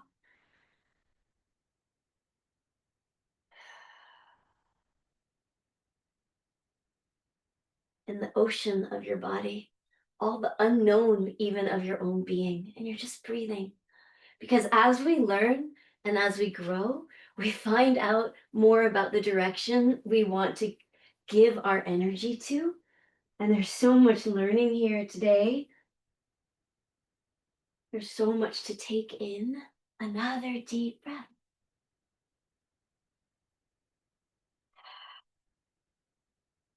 Shake out your head. If you're in a forward bend and you want to drop your arms, you can sway your upper body like the trunk of an elephant. And you can do that standing. You can also, if you want to open your legs, you can do that seated.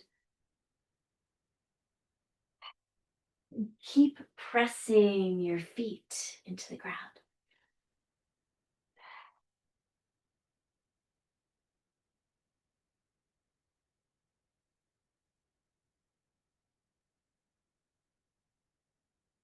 And when you're ready, you might roll your spine up.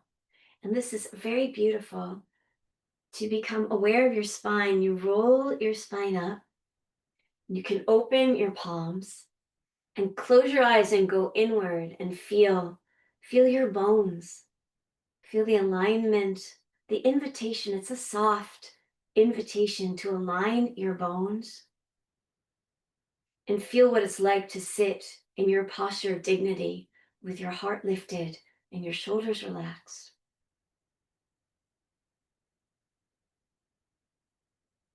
Allow a deep breath to move through you, the passage of breath wide open.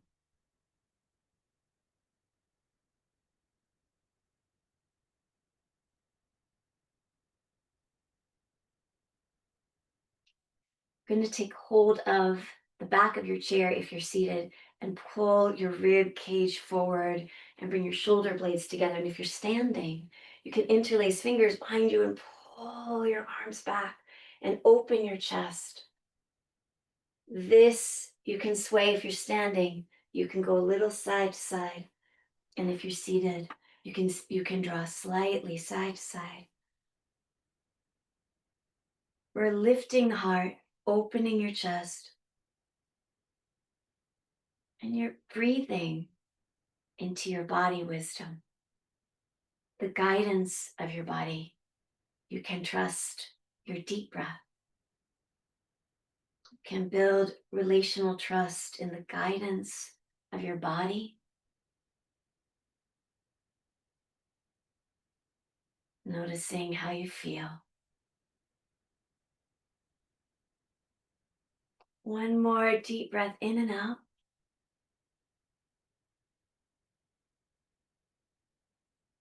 Good. A little inner smile. And we're going to sweep your arms up and open and lift your gaze. This is beautiful. Lift your heart, lift your eyes. You can lift your hands and just go ahead and invite your loving heart out through your eyes into the world, through your hands.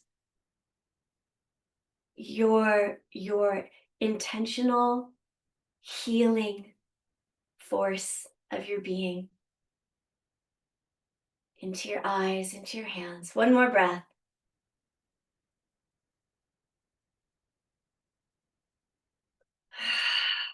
Letting out your exhale. Wiggling out just a little bit, palms together if you like, or palms to your heart, to your chest. And take one more deep breath.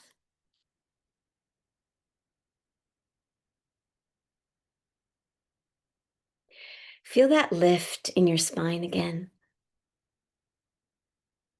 Where your shoulders can relax a little bit. You're letting go of the tension.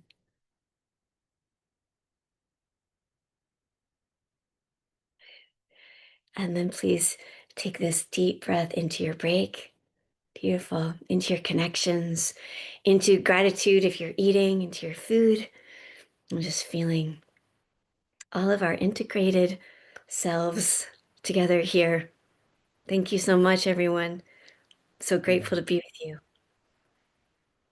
Thank you, Jennifer. Thank you so much. And thanks to all of you for being with us this first set of sessions. We're going to go into a break period for about a half an hour. So please do what you need to do to take care of yourself.